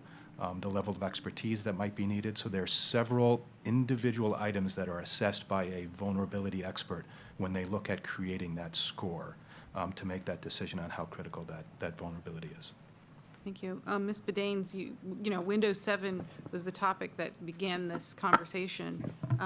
How's the communication been between the election vendor community and Microsoft as far as figuring out what needs to be done to go forward to address that issue? Sure, it's been a very positive experience. We've been obviously working with the vendor community on other initiatives as well. It's something that they flagged for us early as a concern that they had, something that they were working towards resolving and trying to understand what role Microsoft could play in assisting them towards that end. So it's been a positive working relationship. They gave us the opportunity to take some time to begin our thinking of how we might address the election community specifically on this issue. Obviously, it's something that impacts all critical infrastructure customers of ours, all customers in general. But the communication and the workings with the vendor community have been very good. Thank you. It's good to hear. We hope that issue gets fixed as best as it can and that the systems can get updated. We know that's probably a resource issue for many. Sure. So that's important for us to know. Mr. Daring, you were talking about the fact that most of the patching and updating is done at the local level. What is your assessment of the technical expertise and the competencies of your local officials who are responsible for these security upgrades and patches? I would say that it's just like the general public. It varies drastically. What I definitively can say, both as a state director working very closely with my local administrators, is that they care incredibly deeply about elections. I mean, it is their one part of a job that they have that is widespread, whether they're doing marriage license, whether they're doing registrations for vehicles and boats, but oftentimes elections is the thing that most of these individuals care deeply about in a way that manifests in how their day-to-day functioning is. So they're oftentimes not dealing directly with elections, but they're still calling us, right? Because they still have technical needs that need to be filled. At the local level, it is where we are most severely in need of resources. They are not the individuals themselves, but the communities are the weakest link within this structure. They are drastically under-resourced. Many counties in my state, if you were to show up in the town at 6 p.m., McDonald's is oftentimes the busiest place in town, and it's not because people are eating there. It's because people are using the free Wi-Fi. And this issue can be magnified. I have 120 county clerks and their deputies. There are other states. Obviously, everyone does it differently.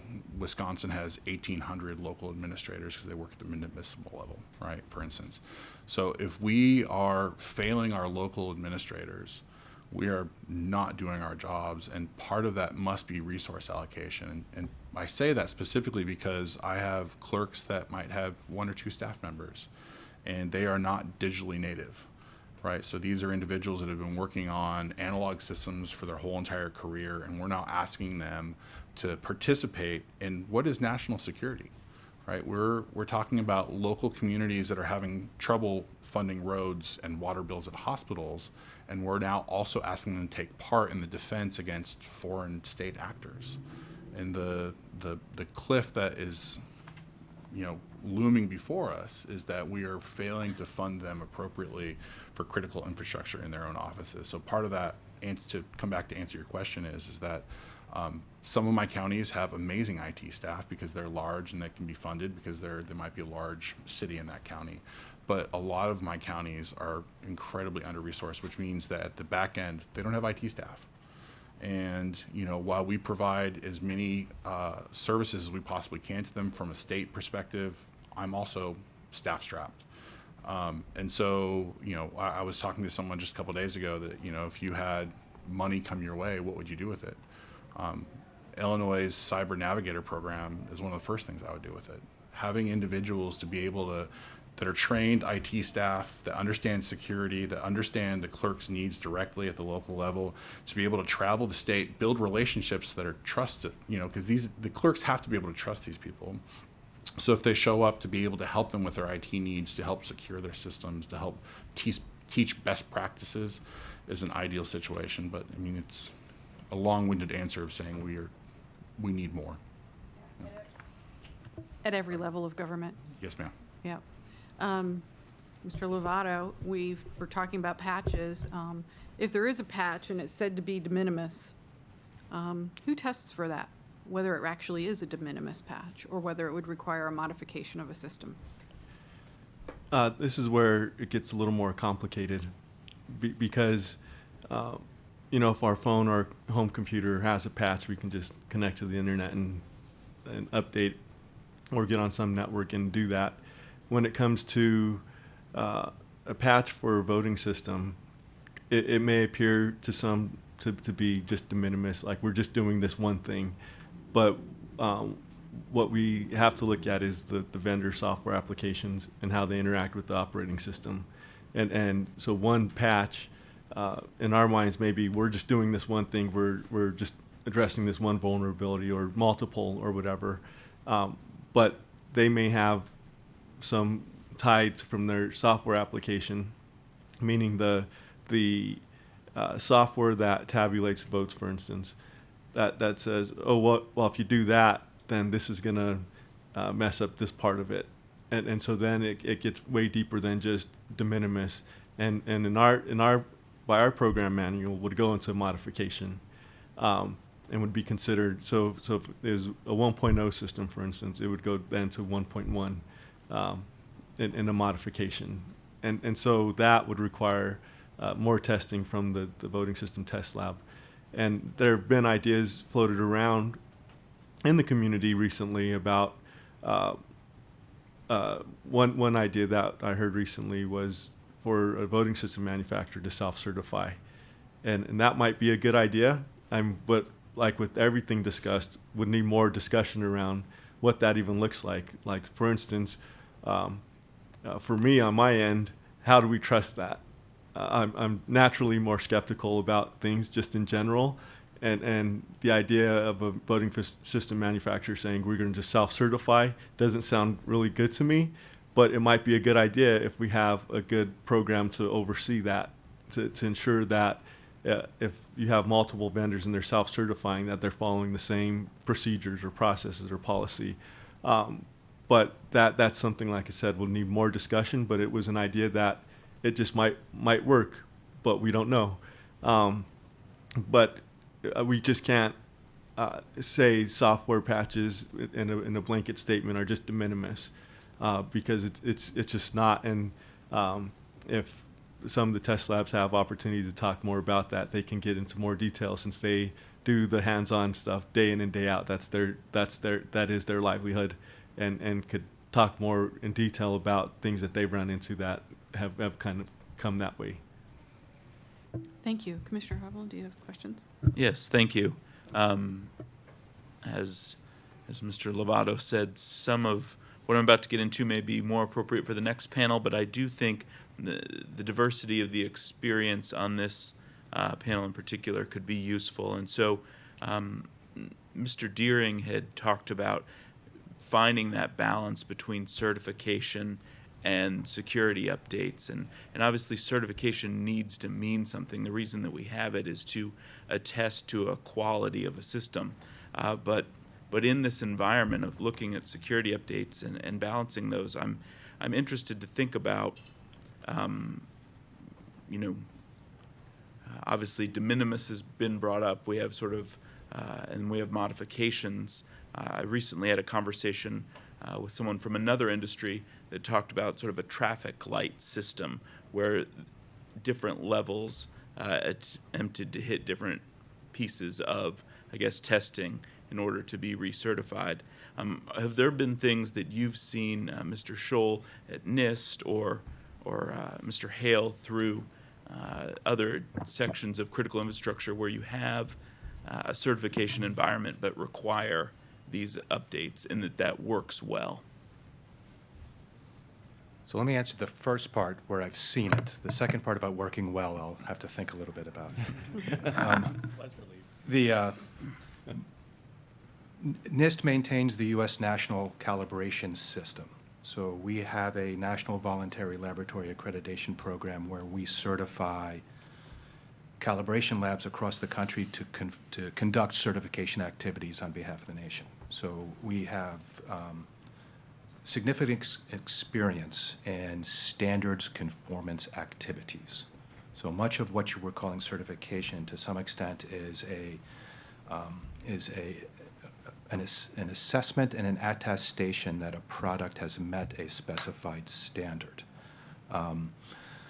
There's a balance then that we've been discussing around the level of rigor and trust that's being extended to the product versus the risk and the failure of the product to meet those standards, and how we wish to balance those risks. The costs are always there. Time, dollars, and impact to innovation and technology are on the cost side. Assurance and risk monitoring is on the benefit side of the security program. So we do programs, everything from what was mentioned, vendor self-attestation, or vendor self-declare. While you're putting trust directly in the vendor, you're also putting the liability directly on them. So the vendor themselves are the ones who are making the attestation versus a second or third party, which is then a removed set of liability. So again, there's these balances that everyone must look at. Some do it well. Some have learned lessons over difficult business decisions about maintaining a certification for business purposes, which is one type of risk, versus a cybersecurity risk of patching and then potentially losing your certification. For example, the Center for Devices and Radiological Health at the Food and Drug Administration has recently updated their requirements for device certification to ensure that good cybersecurity risk decisions are made in maintaining the security of medical devices in a balanced way with the medical device certification as well. So they are an organization who has looked at this very heavily and has put out recent guidance on how to maintain these types of balances. So that might be a model that potentially you could look at. Thank you. There are a couple sectors that come to mind where de minimis changes get kind of pushed downstream for validation and acceptance testing. But transportation, aviation, medical devices come to mind, but those may not have the same unique factors of the election community that election day doesn't move, as you all know. So how you are time-bound, or that temporal nature, sets an urgency about when these systems cannot be touched and when they must be patched. So I think that there is some unique factors here that really drive a call to action earlier in the process than perhaps other testing can allow for. Thank you. Also, sorry. I think a lot of that, and from my perspective, is about criticality. When you find a vulnerability has been, identified, what level of criticality does it have, and then where does that sit at the certification process, right? So does it just get put back in line with all the other certifications that we need, or do we say, hey, there is a triage process here where we can say, if an exploit is found and it's deemed to be highly critical, that the damage it could do, and going back to some of the NIST standards that we use around this, how do we derive what best practices are per certification, per the specific exploit? So it's not just a one size fits all for every vulnerability. It's vulnerabilities are different, right? So I think you were asking that question earlier of when high critical issues come in, how often do they come in? They're by their very, very nature, they're random and sporadic, right? So, but when they do come in, it's so imperative that we do address that in a meaningful way. And I know that one thing that I would love to see from the EAC is you guys are so perfectly centered as a hub of communication between all of the sector, whether that is elections administrators at the local and state level, our security partners, our vendors. We look to other sectors for best practices, and I think of the automobile sector. They are setting standards 10 years, 15 years ahead of time, letting them know that, hey, here are the goals that we would like to see as a sector, whether that's whether that's emissions levels, whether that is safety features that will be expected to be put into cars as they're coming off the line. The EAC, you guys have a certification team, you have engineers here, and you have the ability to also produce research that can guide this sector as we move forward into the future. So having the ability of the vendors to just be reactive when issues like Windows 7, even though we all know, there's a life cycle to these things, right? We all know there's a life cycle.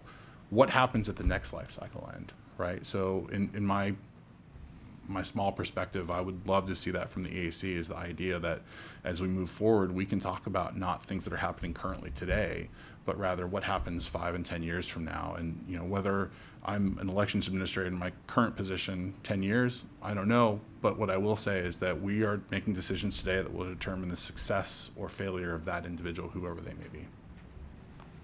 Thank you, and I'm conscious that my time has expired. Commissioner Palmer, do you have questions? Sure, I'd like to just tease out a little bit more.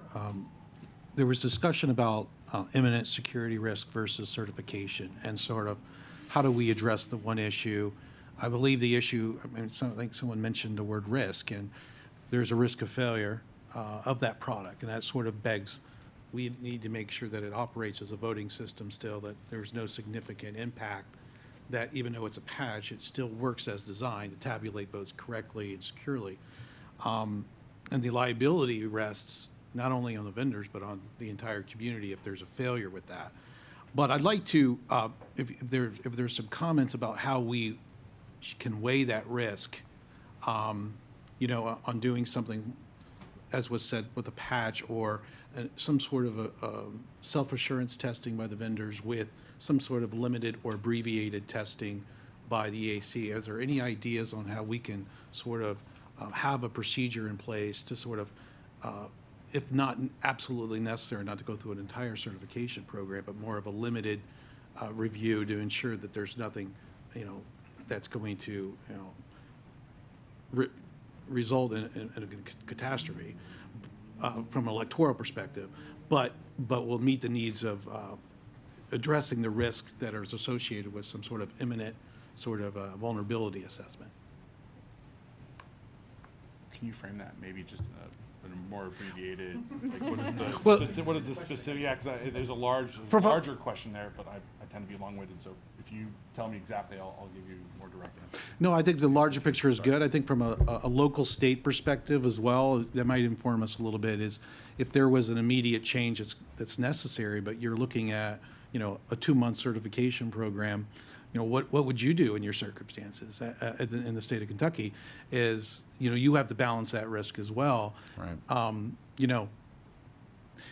EAC, we may not necessarily have an abbreviated, we have sort of a hole here between a de minimis and a whole change, which requires certification. What sort of program can we instill to sort of make sure that we are limiting our risk of failure, but addressing the problem from a security perspective? Part of it's a scale issue. Again, in the Commonwealth of Kentucky, we certify systems at the state, the top level at the state, but yet the purchasing and maintenance of those systems are done at the county level. So if a vendor were to come in and tell us we've found a fairly critical vulnerability, that's something that we're going to work directly with our counties with. But at the end of the day, we can't force them to do that. And this is part of it. This part of it is definitely a negative. But having local rule and local administrators and the diversity of our election systems from a holistic perspective is vital, right? So how do we balance that need? I don't know if there's necessarily an answer to that. I think, like we were talking about earlier, it needs to be triaged. Each individual item has to be looked at and said, is this something that rises to the level where I need to literally drive to every single one of my counties and help them patch whatever that's going to be? And do we determine that to be de minimis? And further, and past that, the idea is as well as what happens when if we say, hey, maybe that's not de minimis, it has to go through the certification process. But now it becomes a public issue, and the voting public finds out that hey, a vulnerability exists. Part of my job is not just the protection of the system, but the reputation of the system, right? That is one of the most important jobs we do, is protect the reputation of election systems. If people don't vote, it's not working.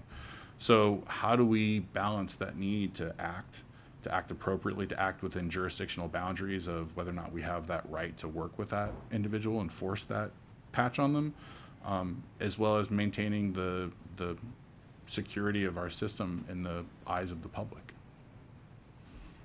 I don't know if there's directly an answer. Mr. Scholl, do you have a comment on that? Because you raised some of those issues and sort of how there's this balance between risk. There is some balance between risk, and I think my co-panelist expressed it quite clearly. It's not just security risk, it's reputational, it's public confidence. There are other factors that are looked at. What it comes down to in the end is, what is the meaning of this certification? And part of it is public confidence and trust, not just for those who are running the elections, but the public as well. And who is the certification authority? So earlier I had talked about communication being extraordinarily important. I am a certification authority for several very small cybersecurity modules for use within the federal government. I have run across very similar situations where then communicating to all of my stakeholders to say, patch this, no matter what it does to the current certification. This is the important thing to do now. That then becomes a risk decision for the certification authority that then alleviates the users of the responsibilities of those other reputational or business risk issues as well.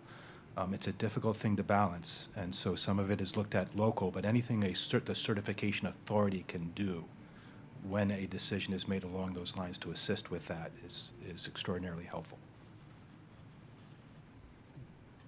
Yes, Jerome. Along those same lines, I see the issue in two pieces, and one seems relatively simple, and the other is a lot more complicated. The one is what we can do at the EAC to address this from the certification point of view. I think there are solutions to that that will just take us vetting it along with our federal partners at CISA and NIST, our partners in the vendor community, and that is an easy lift, right? But I think an easy lift, who knows? But where it's complicated is, as Jared was pointing out, is you can't force, depending on how the state is organized, you can't just go into a county's office and say, update it now. And they have to do it. And that will take more work on that. And even if we had something that said, oh, the vendor's liable for it, well, the vendor could just go bankrupt and skip out of town, and still the government, state, local, federal government, is left holding the pieces to this.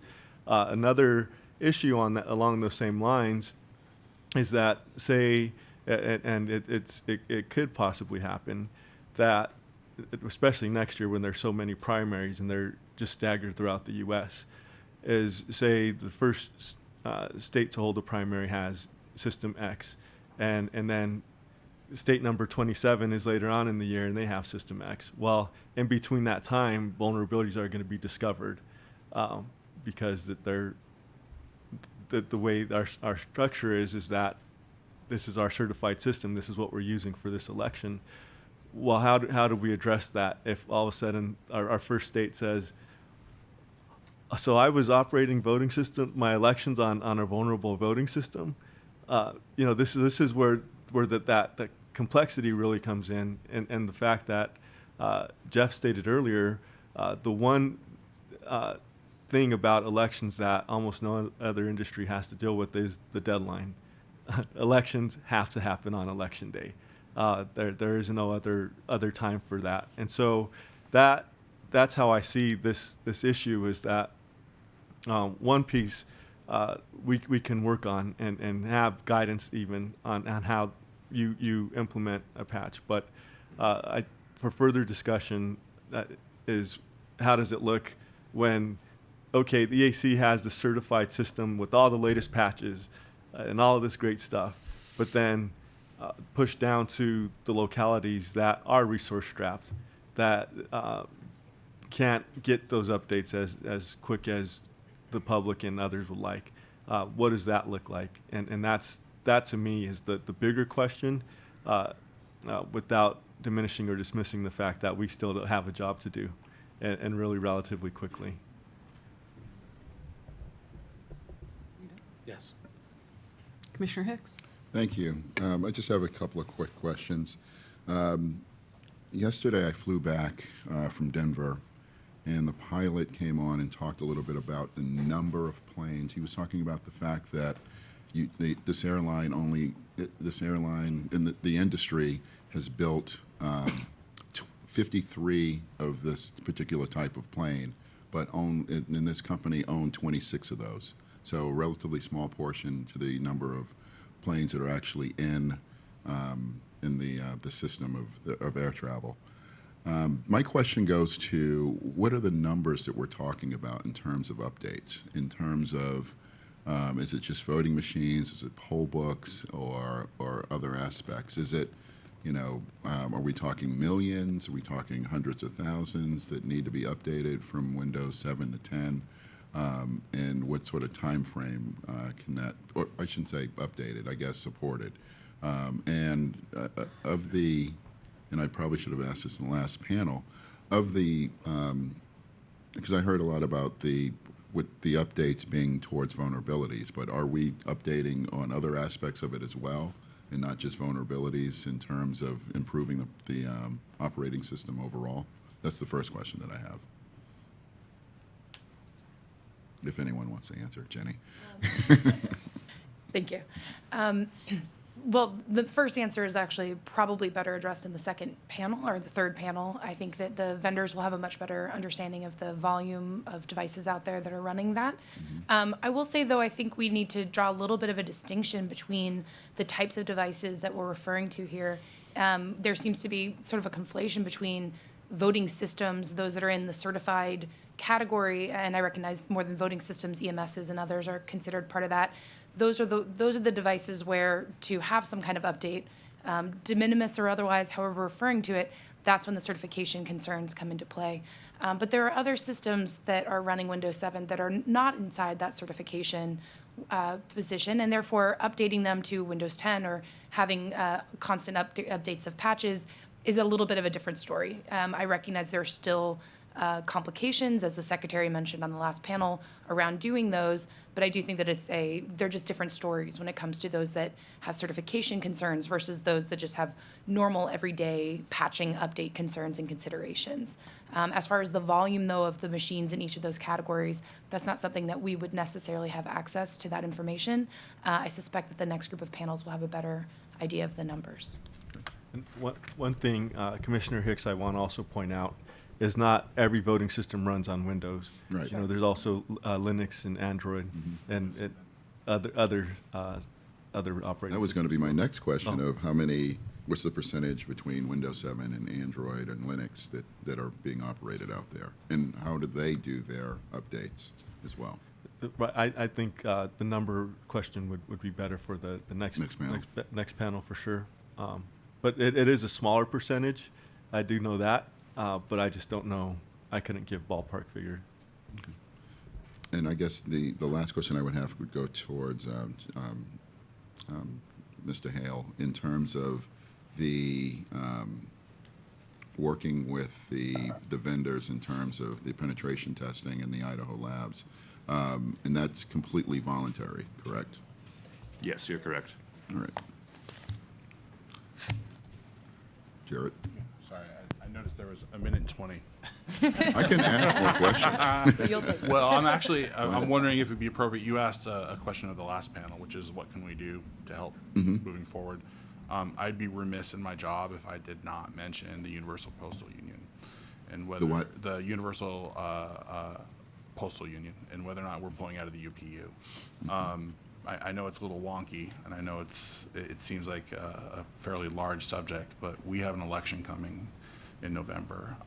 And for those that are not necessarily familiar with it, you know, there is a potential that the U.S. Postal Service may be pulling out of the UPU, which allows us the ability to have contracts with foreign nations on delivering our mail.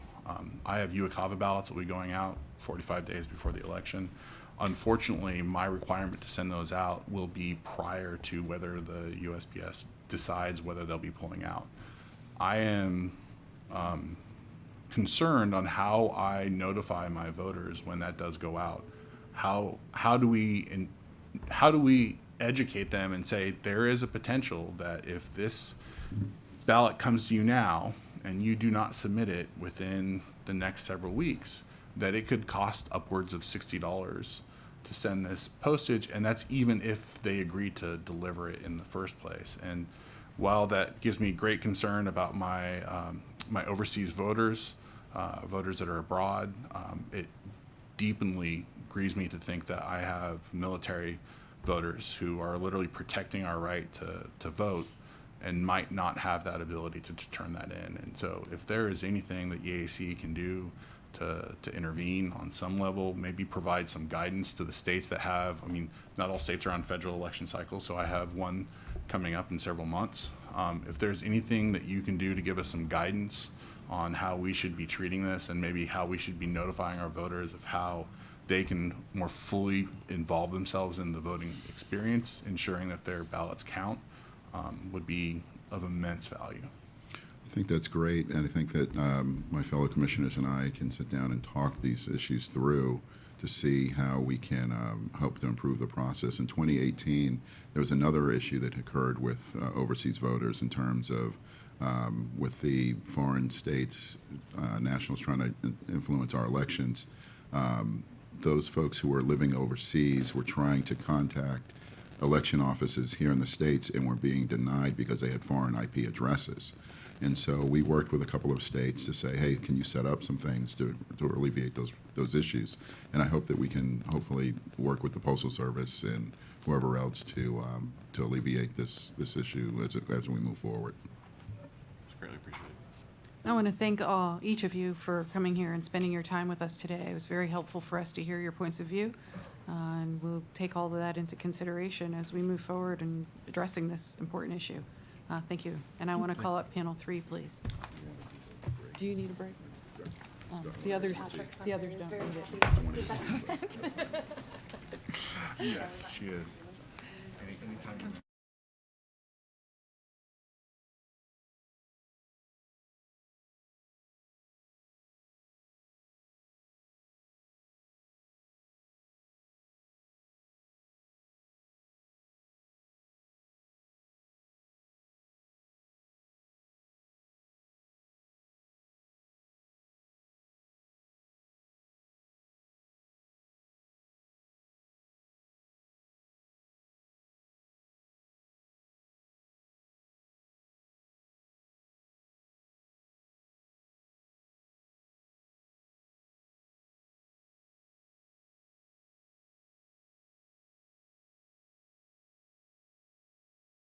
Third panel, thank you for joining us.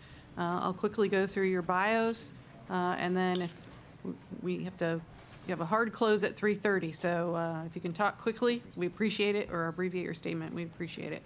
But we do want to hear from you. Where am I starting? I'm starting at this end. Will Crumbly, Vice President of Engineering at Clear Ballot Group, a Boston-based company focused on bringing innovation to the voting systems and election auditing. Clear Ballot certified voting systems have been used for elections in counties in Ohio, Wisconsin, Colorado, Washington, and Oregon, as well as for election audits in Florida, New York, Vermont, and Maryland. Before joining Clear Ballot, Will spent 9 years leading engineering teams in public policy research and healthcare information technology. Next to Will is Chris Vlaschen, Vice President of System Security for ES&S. Did I say your name right? You did, thank you. Okay, Chris Vlaschen joined ES&S in April 2018, and in this role, he's responsible for company-wide security efforts, including product, operational, and infrastructure security. Chris's focus includes driving security improvements into product requirements and design, ensuring the continued use of best practices throughout the product development process, reviewing and improving operational procedures, and engaging in the certification process. Chris partners with the ES&S IT team to optimize the security of the company's enterprise-wide infrastructure, as well as external security organizations that may be engaged to assist ES&S. Thank you for coming. Next to Chris is Bernie Hirsch, Chief Information Security Quality Officer for Microvote. Microvote General Corporation, the longest continuously operated voting system manufacturer in the United States. Under his leadership, Microvote achieved the first federal certification of a voting system in our nation's history. For the past 12 years, Bernie has been primarily responsible for leading election software and hardware development, quality assurance, and system certification. Next to Bernie is Ed Smith, Director of Global Services for USA Smartmatic, and which he joined in, in 2001. Ed Smith joined the voting systems industry with a position at Hart InterCivic, and later moved to vice president positions at Sequoia Voting Systems, Dominion Voting, and Clear Ballot Group. In these positions, Ed led many federal and state certification campaigns, as well as operational functions such as manufacturing, supply chain, quality assurance, and field deployment. In his current position at Smartmatic, Ed leads both certification and global services for the United States sales region. He leads both federal and state testing, as well as compliance of the systems prior to testing. In addition, Ed leads field deployment of certified systems across the United States, and is also service delivery manager for the Los Angeles VSAP project. Welcome, Ed. Next to Ed is Jack Cobb, laboratory director for ProVMB, which he co-founded. ProVMB Inc. is a National Institute of Standards and Technology accredited national voluntary laboratory accreditation program, noting Voting Systems Test Laboratory located in Huntsville, Alabama, and is an EAC accredited Voting Systems Test Laboratory, or VISTL. Mr. Cobb has over 18 years of development and test experience with a solid background in software application and development and implementation using object-oriented analysis and design. He provides technical expertise and guidance to several entities in the voting systems test arena, including federal and state certification bodies and voting system manufacturers, and is accepted by the voting systems industry as a subject matter expert in voting systems and voting systems test and certification. He is currently serving as SME examiner to multiple states' election bodies, providing technical guidance and expertise for the examination and re-examination of electronic voting systems to federal and state requirements. And last, at the end of our table, we have Jesse Peterson. Jesse Peterson is certified security specialist and IT consultant with over 20 years of experience in computer-related fields, including but not limited to hardware, software, functional and performance testing, networking, and network design. He has over 19 years of systems and network security experience, including implementation of intrusion detection and prevention solutions, system hardening, patch management, detection and removal of malicious software, as well as managing, maintaining, and hardening firewalls.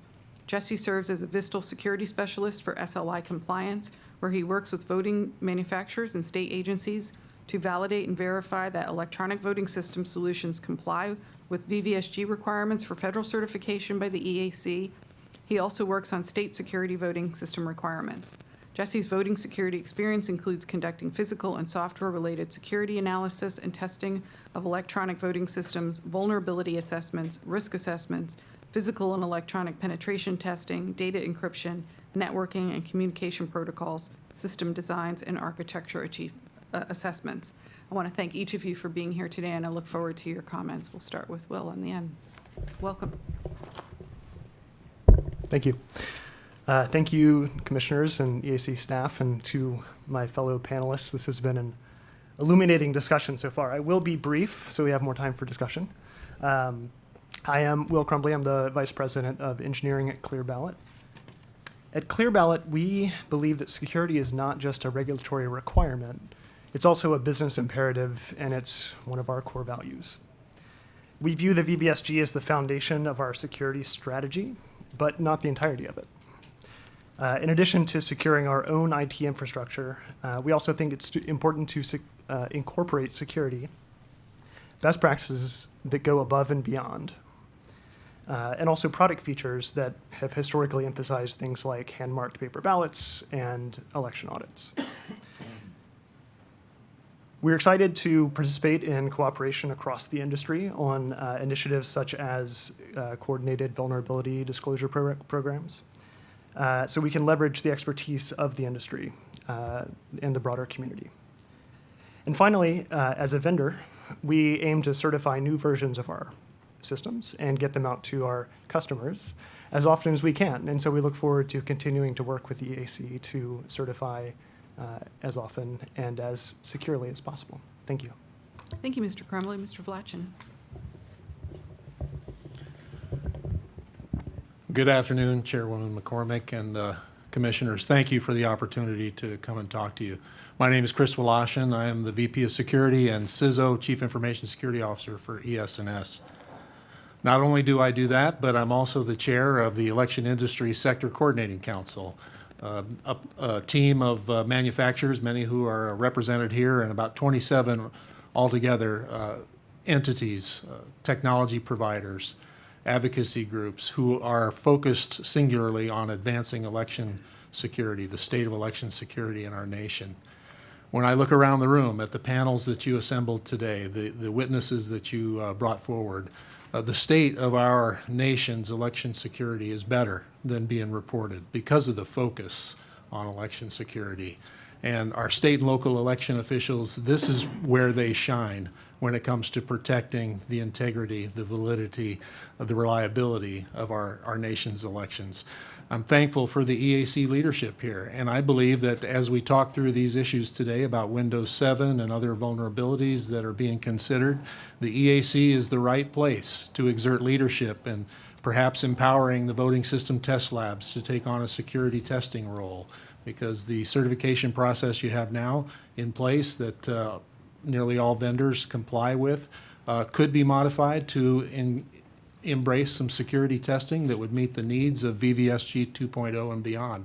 And I think the EAC is the right body to oversee that and further protect our elections ecosystem.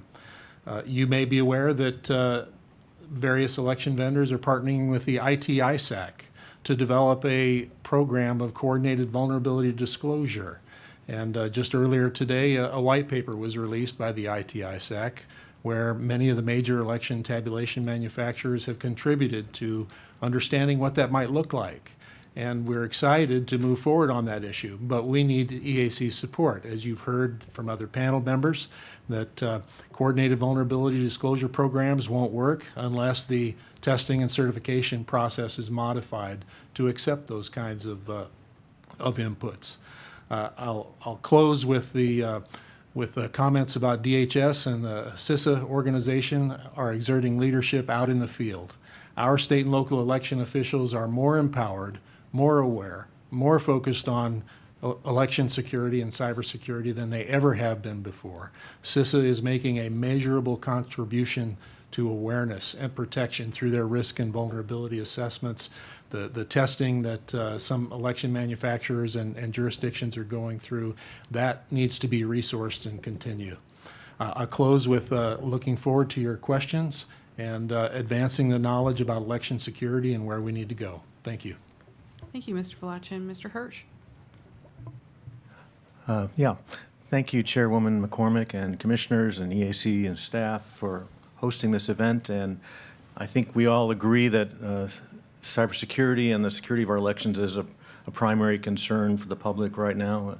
with good reason. It's something that Microvote has been concerned with throughout our history. We're not new to the table of trying to protect our system. In the past, the way we've done that, and I think the way most of the vendors have done that, is by complying with the certification program that basically locks down our system in a way that's configured correctly, tested thoroughly, and then isolated from the surrounding world. We consider each individual vote gathering device as a separate election that we're empowered to help our customers to protect. So we're essentially protecting tens of thousands of elections leading up and including the election day. We have several initiatives that we have taken up in the last few years in response, including, I think I'm a diamond member of a hotel chain now, traveling to all of the security initiative, information sharing meetings that many of us have attended. Microvote has spent almost 3 years certifying our system to move from Windows 7 to Windows 10 with a great percentage of our system. We are currently upgrading 7,000 voting machines in the state of Indiana, and I think hundreds of servers to go to Windows 10. And we're adding a VVPAT component as well for that state, which up till now has used very successfully our DRE for decades, that we've continued to upgrade. And so that's a large project for our company, but I think it's very worthwhile. We began developing the VVPAT a year and a half ago, and we began the process just of getting certified in the state within the past month. And so we are looking forward to being able to conduct risk-limiting audits and having a paper backup to our internal RAID and all kinds of different technical things that we're doing to keep up with the threats that we all face. But ultimately, the thing that I think we're most progressive about trying to enforce is a new service that we call PECS, P-E-C-S. It's the pre- and post-election cybersecurity sweep, which we've been championing now for several years, because we feel that the EAC certification that we took initially 3 years to gain from our new system back in 2007 to 2010, and then modified it for another year, and sold our first EAC certified system in 2011, took us 4 years. But in that time, I think our system was significantly improved by the process we went through with the EAC. And so to leverage that, we feel that it's very important that these systems be carefully configured and identified and protected, and if there is an intrusion, that we can detect that. And we do have tools to do that, the system identification tools that come with every certified system. So our PECS cybersecurity sweep essentially leverages our certification and those tools to make sure that the jurisdictions have and can conduct an election that has integrity. So, we have jurisdictions with as few as 20 precincts, and we have some that have 720 precincts. So you have to have a voting system that can scale to all those different sizes. And I'm very proud that we're doing a bang-up job. But our motto, our company quality assurance statement, is we insist that our customers are 100% satisfied. And that's a job that every one of us does. So you mentioned that I have these 3 roles. I'm the CIO, I'm the CQO, and the CISO. And I think all of us at our company consider all of these roles important for all of us to constantly maintain. I thank you for bringing us together, and I look forward to your questions. Thank you, Mr. Hirsch. Mr. Smith, welcome. Thank you, Madam Chairman. Madam Chairwoman, sorry. Mr. Vice Chair and Commissioners, thank you as well for the honor of coming before you today. So election security derives from many sources, but today I'm going to confine my remarks to things like providers baking it in during design and maintaining their own infrastructure, vigilance over security threats and threat evolution, and continued agility in development by the providers, followed by fast and faster cycle times through certification, which is aided by the administrative capability and capacity here at the EAC. And coupled with provider preparation. Better inputs makes your job easier and generally allows for better and faster outputs. So that'll require some changes as I build on some earlier comments to the certification process. Today's certification is monolithic. Mr. Deering made the comment of a time capsule, and that's a more eloquent way of putting what I'm saying in terms of monolithic. It requires longer cycle times, although the EAC has improved that over the past few years. I've attended some very early TGDC meetings and saw the origins of VVSG, and I'm familiar with people who aided the EAC in the formation of the test and certification program before the EAC stood up that certification program, and therein lies some of the reasons why certification is so monolithic. People's backgrounds, for instance, in some cases were in the space program, and certainly in those old Apollo and previous programs, once you sent the rocket up, it wasn't much that you could do with the software. And so that and a focus on security even back then allowed for the monolithic certification that we see today. But it was interesting that you had Secretary Ardoin invited, and during my time with Sequoia Voting Systems, Secretary Ardoin's predecessors accepted a VSTL test report for security updates, followed by administrative review and approval by Secretary's staff. And thereby, they generally had some of the most up-to-date, if not the most up-to-date software across the U.S. because they exhibited some flexibility in their state certification process. So that's some things to think about. Another comment I'd like to make, providers, like I said a moment ago, need to bake in security and monitor for threats. So that's actually in VVSG today, and manage their products to keep them updated. Looking at myself in the mirror and the other providers, I think it showed a gap in product management to have Windows 7 come up obsolete by Microsoft while products either were in certification or in particular had not even entered certification yet with that operating system. Microsoft publishes the information when it's going to go obsolete with different OSs, and as providers, I think it's incumbent on us to pay attention to that and move forward. Last, before I move into a second phase of my remarks, the EAC does have an emergency procedure for certification, and building on some of the comments earlier, but it's not meant for something wide-ranging like OS patches and other patches of the system, which I'll speak to in a moment, but it really is a very specific situation, and so it's not applicable, although it's come up sometimes as a possible solution to moving forward with faster certifications. So I've given all this background, and so I'd like to make a proposal. I tell my staff, don't come to me with problems unless you want to also talk solutions, so I have to follow that. And the EAC can build from existing testing and certification program manual clauses, as well as clauses that are in VVSG. If you look at VVSG 1.1, Volume 1, Section 8, Volume 2, Section 2, where they speak to quality assurance and configuration management, there's a requirement for a COTS management program. COTS is commercial off the shelf.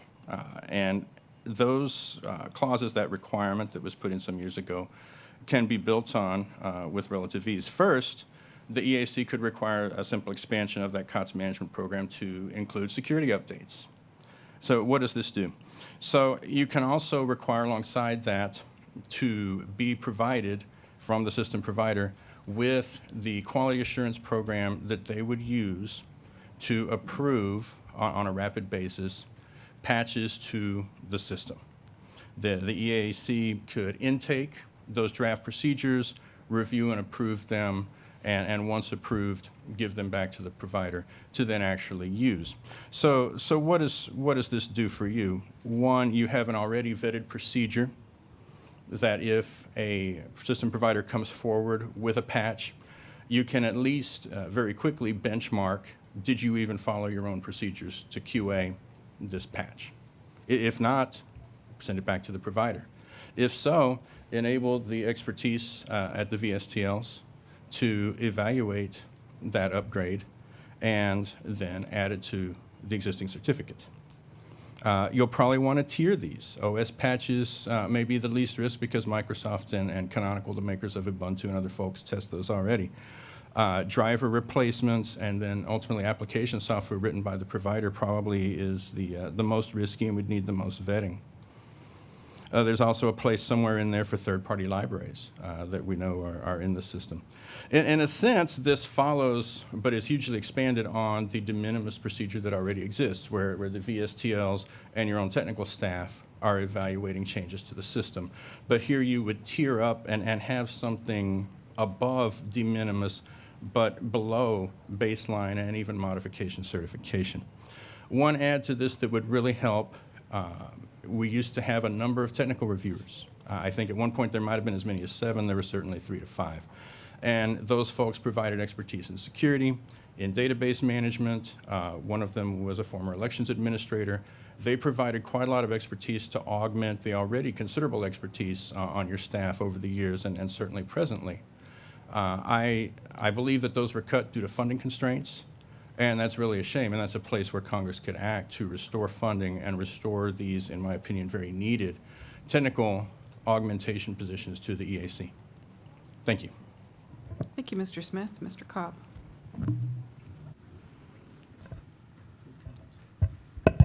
Okay. Thank you, Madam Chair and Commissioners. Thank you for inviting me here today to speak at this forum. I would like to begin by stating this is the second time I've been in the presence of a full EAC commission of the United States Election Assistance Commission, and it's good to see that, and I hope it stays that way. I've been involved in voting system testing industry since 2004. With over 15 years. The issues we're discussing here today are not new. I believe at the first EAC VSTL meeting in Aurora, Colorado in late 2006 or early 2007, we had these discussions. This was before there was an adoption of the first EAC program manual. The industry has struggled to find a balance between configuration management of a certified system and the ability to update a certified system for security vulnerabilities. In this context, I'm defining configuration management as all components of a system. This includes commercial off-the-shelf products, both software and hardware, and proprietary software and hardware. During the test process, the VSTL are required to document all pieces of software and accompanying hardware that a company submits for testing. When this discussion has come up in the past, configuration management argument has always won out. But with the ever-changing security landscape, it is becoming more important to find some solution that tip the balance of the scales from 100% configuration management and 0% security updating of third-party products to something that is manageable and more secure. The arguments that are being put forward for configuration management are, is the system the same as the certified systems if there have been updates? And how do we know that the system is updated and it will function the same as tested and certified? These are all good questions. In the lab, we have seen operating systems have updates that, when applied, the application software ceased to function at all. The assumption was, let's just include the latest patch into the system already under test and everything will be fine. Well, in that case, it wasn't. Well, the argument for the security side is if you have a known vulnerability in a certified system, that is telling the hacker exactly where to start. And this is true. The security professionals I have dealt with have pulled their hair out the moment I tell them there will be no updating of this system under test once it leaves this laboratory. In their field, this is the first and most important thing to do to keep a system secure. Discussions in the past have tried to find solutions to this issue. We have thought about allowing VSTLs to do an analysis like the ECOs to determine if it's de minimis or not. Ed said something about that. Allowing a number of minor updates before requiring testing. Creating of a COTS update modification, which is something Commissioner Palmer was asking about. Creating test cases for a system during certification that would run when a system was updated later after certification. We've even talked about allowing updates if the trusted build of the system has not changed, allowing updates to third-party products. These are all just a few of the ideas that have been kicked around over the years. Hopefully, the discussion we have here today can provide the Commission with useful information to make a determination on how we can move forward. Again, I thank you, Madam Chair and Commissioners, for the opportunity to speak on this important topic, and I'll gladly answer any of your questions. Thank you, Mr. Cobb. Mr. Peterson. Good afternoon, Chairwoman McCormick and Vice Chair Hovland and the Commissioners. I'd like to thank you all for having me here today. As you know, SLI is one of 2 VSTLs that are currently testing under the EAC in the NIST NV lab. And SLI has been an independent test authority for the voting system certification testing since the NACED first established its program in 2001. As such, SLI employs a long-tenured, experienced team of credentialed voting system test and security professionals, and we have experience with nearly every voting system used in the U.S. today.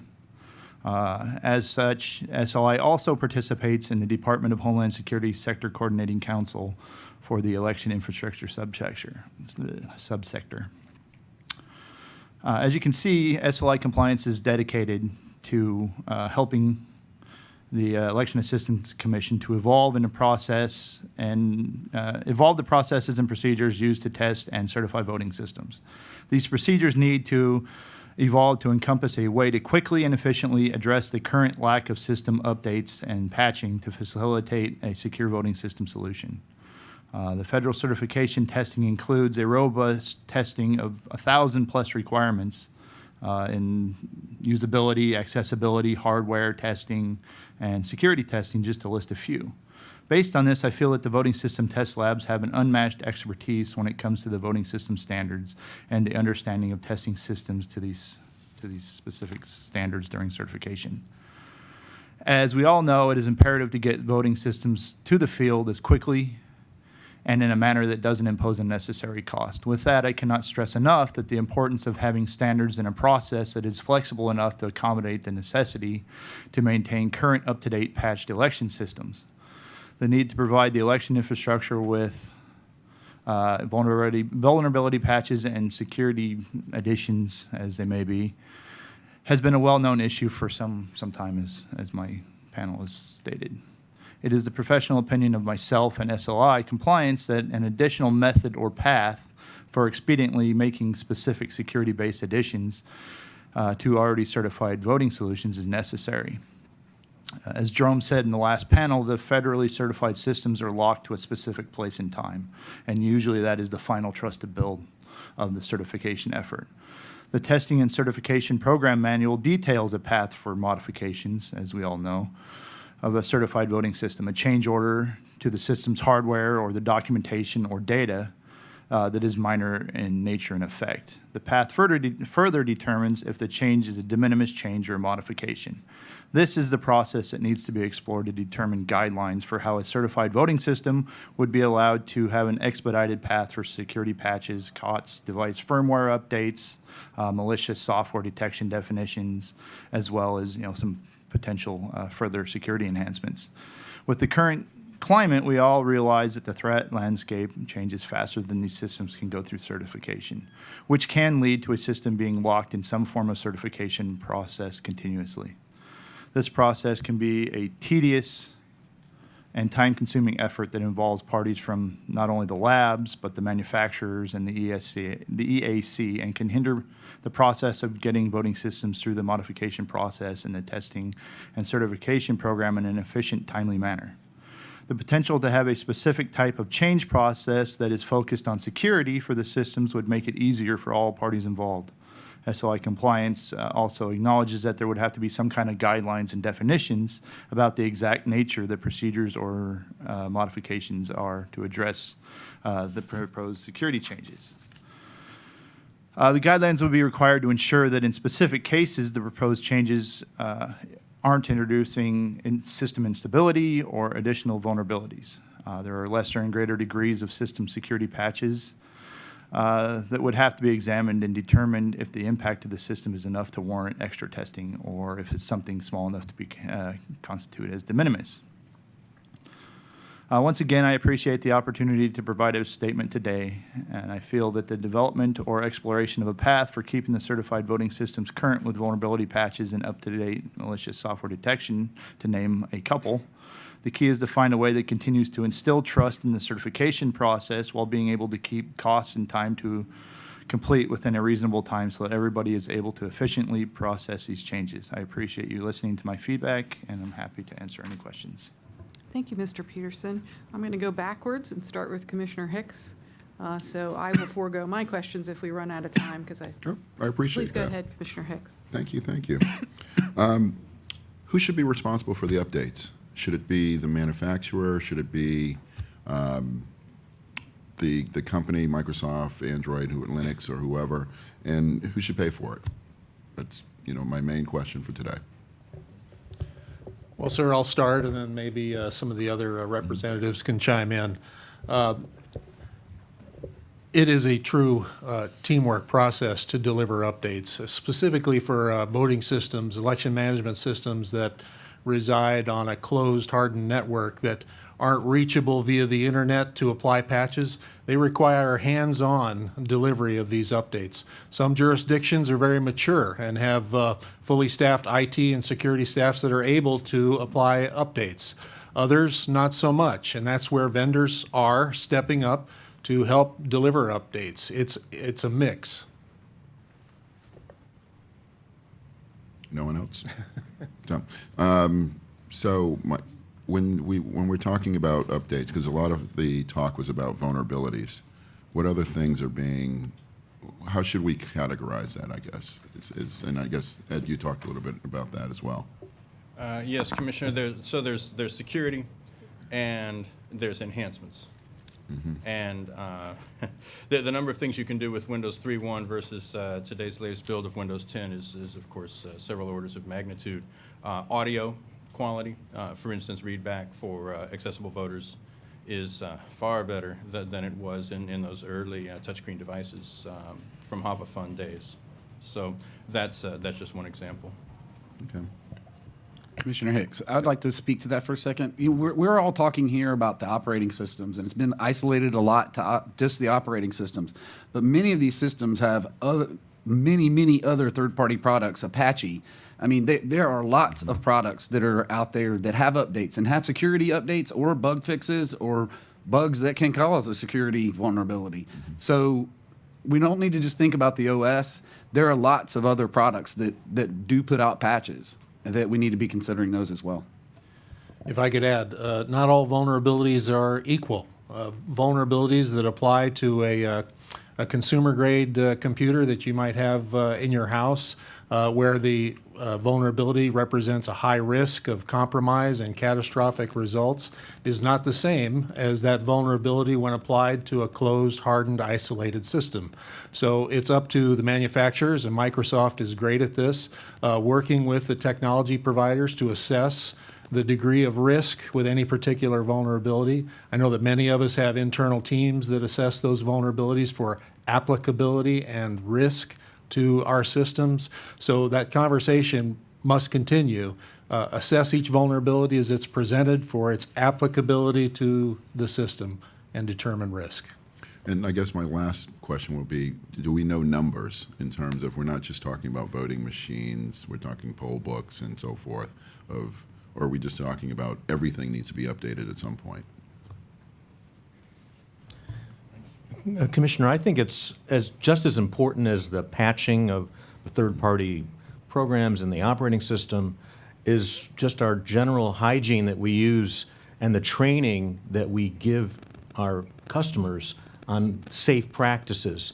Because the voting systems themselves are extremely mature, and I would say most of us agree very, very hardened at this point. But where they become vulnerable is the data coming in and coming out. So that's where we can make big improvements, and that's where if we can find ways to improve the way we insert a flash drive into a computer, or how we use the internet to communicate with one another, or how we use multi-factor authentication, or all these other things that we can do to better just common sense things, is going to have at least as much impact as applying a patch to a hardened system that's isolated in a room by itself and is pulled out once a year for a day. The funny thing is, when I developed this VVPAT, I had to get 5 or 6 different companies to coordinate their efforts together. And one of the things I was required to provide for the certification is the mean time between failure.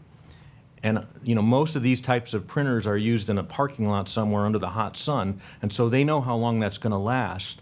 And I calculated how long it would last in a voting system used in a voting cycle, and our calculation for the lab was 3,000 years. So, at some point we're sort of focusing our efforts on something with little impact and ignoring or not maybe focusing enough on some of the other areas that can have much more impact. Okay, thanks. Thank you. Commissioner Palmer, do you have questions? Thank you, Chairwoman McCormick.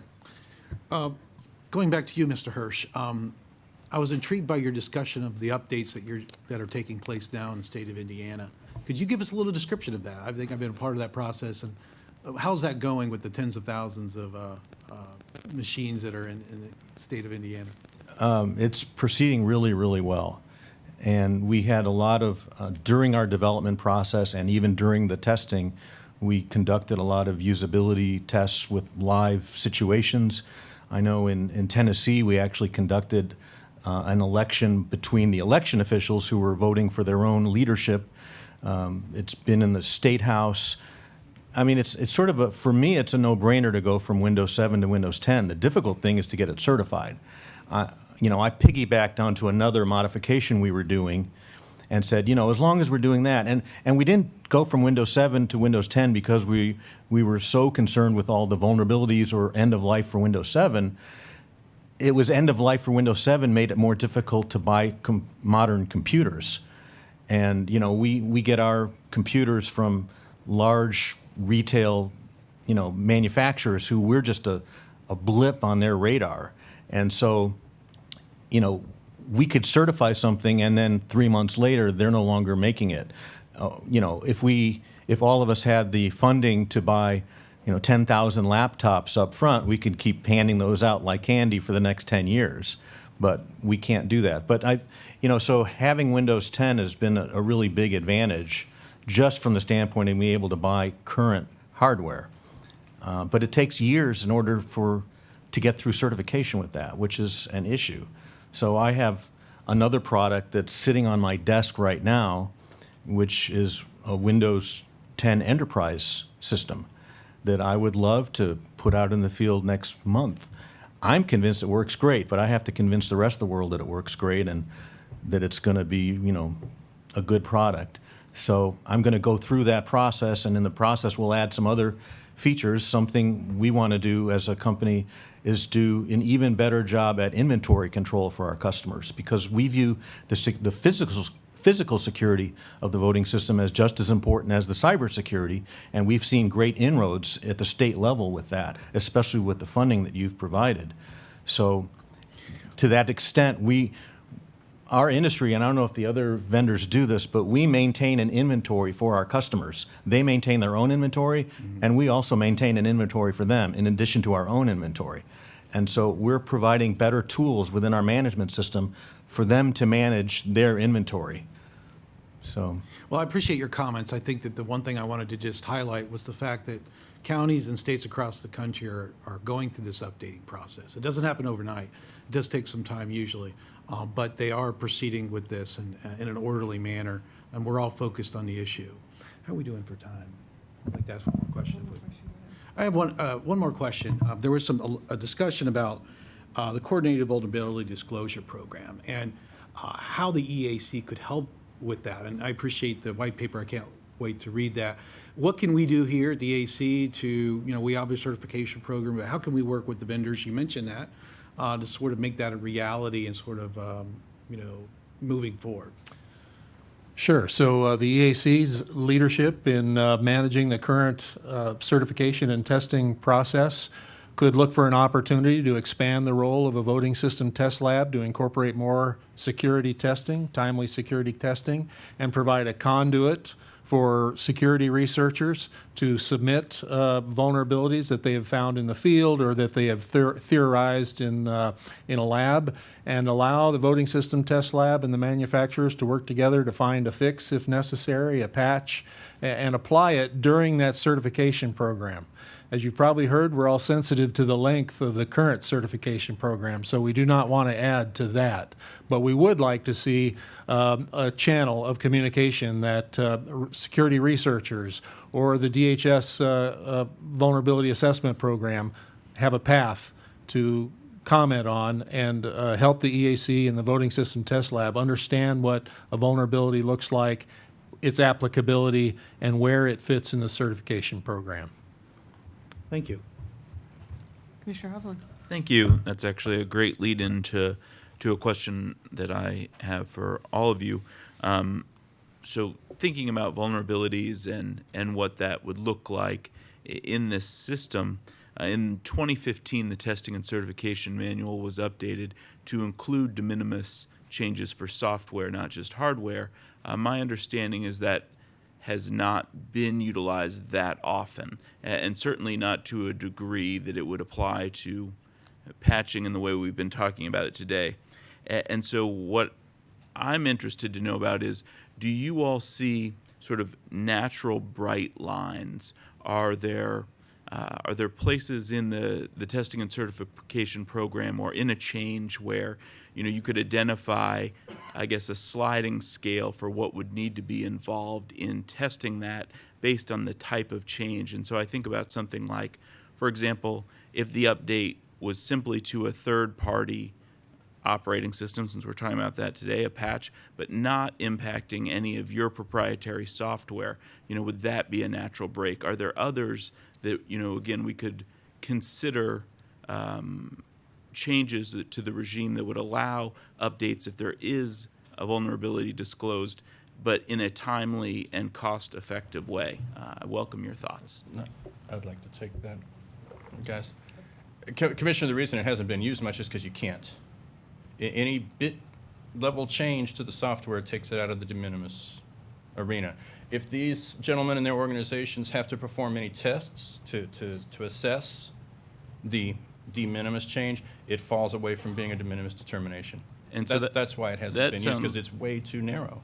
That sounds like we have a definitional issue. And so then I guess my question is, or back to what I was saying a second ago, is there a definition or definitions that are logical? There is an opportunity for that, yes. Yeah, right now, currently, if the program manual states that it's de minimis, you can have you don't have to have any testing. No testing is required. As soon as you do anything to test that unit, it then jumps up to a modification, which requires a full EAC test campaign, test plan, the weekly meetings, the whole works. So somewhere between modification and de minimis, there needs to be something that allows the labs to perform some type of analysis, maybe run some exploratory tests just to say, yeah, it's pretty much de minimis, but not de minimis. We had to do these tests to see if it was de minimis or not. So de minimis requires zero testing, zero. Gotcha. By definition. By definition. And also, it's going to have to allow for some kind of change to the software. A patch to Ubuntu, to Windows, to an HP printer driver, to our application software to rid it of a vulnerability or a bug is a software change. So now it by definition can't be de minimis. So I agree completely with Mr. Cobb's assessment that there needs to be something in between. And I spoke to it a little bit earlier when I talked about tiers. Right. Within this new tier that you could create between de minimis and modification, you might even want to have sub-tiers of what are you doing, system provider? Is it an operating system patch that's well vetted by the operating system provider? Is it something in the middle, a driver for HP printers, for instance? I'll just continue with that example. And then ultimately to something that we've changed in our software we've authored. And do you all think vendors, is modular testing a piece of that, and labs, is that a good idea? I would say that there's a role here for, as Jack was suggesting, risk-based modular testing, right? So if we replace or upgrade a version of an operating system, we should certainly test whether that changes the ability of the system to boot, to be installed, to have basic functionality. Would an upgrade like that likely affect the logic of a tabulation of election? Likely not, right? So allowing the labs to have some discretion about what are the things that are the most risky because of this change, that might be valuable. So like we were saying, this is the pathway that I was kind of getting at in my statement, where there's something that we can focus towards without having a full-blown modification test effort, where we can maybe do some research on the patch, have some testing from them, and still come up with a way that it doesn't require us to sit there and do a full modification for something as simple as, let's say, antivirus definitions or even adding in, you know, certificates that have expired, or, I mean, this is, a lot of the systems are, you know, have a longevity to them. So some kind of path that kind of goes in between, you know, full-blown modification and de minimis, where it might be a little more than de minimis currently defined, but a lot less than a full-blown change. Thank you, and I want to make sure to reserve the remaining of the time. Thank you. For the laboratories, you do state testing as well as federal testing, is that correct? That is correct. Does the state certification processes, are there differences in the requirements for software updates or patching? It really depends on the state. Some states require EAC certification, for example, which then, you know, may prevent them from, you know, adding patches or things that modify the actual certified software. But then there are other states that kind of have just as stringent requirements, but are don't require an EAC cert. So it kind of goes a little bit of both ways. Just to add to that, we're working on a project right now with the Commonwealth of Virginia where they're going to decertify every system every 4 years. And one of the reasons they want to do that is to make sure that everything is up to date and, you know, the OS is not no longer being supported. And you may get recertified administratively, no big deal. They just sign off on it and say you got a certification. But they want to look at this exact issue, that there's things that are not secure and have vulnerabilities in the field, and they wanted to look at that every 4 years. That leads me to my next question for the vendors. When you do a modification to a system or a new system, do you roll up or all the latest patches in that new modification or system? I can say for our part, yes. Not only do we roll up any security patches that are applicable to the situation, the environment of the particular unit, but any enhancements that have to do with, could be two-factor authentication, could it be stronger user access controls, could be something to do with ease of use or reporting. Yes, the long answer to your short question is yes, we do. We only have a couple minutes, and I know this is more of a complicated question, but where do you build your systems, and where do you get your components from? And do you feel secure with where you get your components from? You talked about having inventory and having businesses that you deal with. What are your thoughts on that? There are subcomponents made all over the world. It's a global business. Yeah. Most, if not all, of the final assembly and testing is domestic. So we were particularly sensitive to try and use companies that are even geographically close to us. Not even, you know, we do have some suppliers like on the East Coast, West Coast, but most of our suppliers are actually right within a 50-mile radius of us. We prefer that. That being said, earlier you mentioned that elections happen on a particular day and that there's a deadline, and when it happens, it happens. And I've always been concerned from a supply chain standpoint that we are a target because we know so far in advance when that election is going to happen. So, you know, if you know where the president's going to be 2 years from now on a particular day and time, well, guess where you're going to focus all of your energy to attack a system. So, you know, when it comes to supply chain, it's a good idea, I think, for systems to roll their date forward to election day and conduct a mock election with the system set to the date in the future as one way of helping to protect it against any unknown things that could be buried deep inside of some subcomponent that was manufactured somewhere. Two quick comments there. I agree with you, Bernie. It's a global supply chain. And I have been leveraging my experience with DOD and Health and Human Services to visit every primary supplier that we have and conduct a supply chain risk assessment on their facility, their personnel, and their processes so that we can attest to the end-to-end supply chain security of the parts that we get. And Bernie's comment about preparing for the next election. As you know, there are elections almost every day in this company. Last week, August 6th, there were 115 elections across 8 states. And every one of the manufacturers and labs here is contributing to the security of each and every election leading up to the next general. So we're not resting on our laurels. We're gathering information from the field using tools that the EII-SAC and the Center for Internet Security have given us. And under the supervision of the Homeland Security Department, we're watching these elections. We're talking to the intelligence community. We're making sure that any vulnerabilities that appear are being addressed now, not in November of 2020. Well, on that note, we'll have to end our discussion. I have many, many more questions. I'm sure my fellow commissioners do as well, but we have a hard stop at 3:30. So I want to thank each and every one of you for being here and for the information that you provided for us. And I look forward to continue working with you on these issues as we go forward toward 2020 and beyond. So thank you very much. Thank you. The forum is ended. Thank you.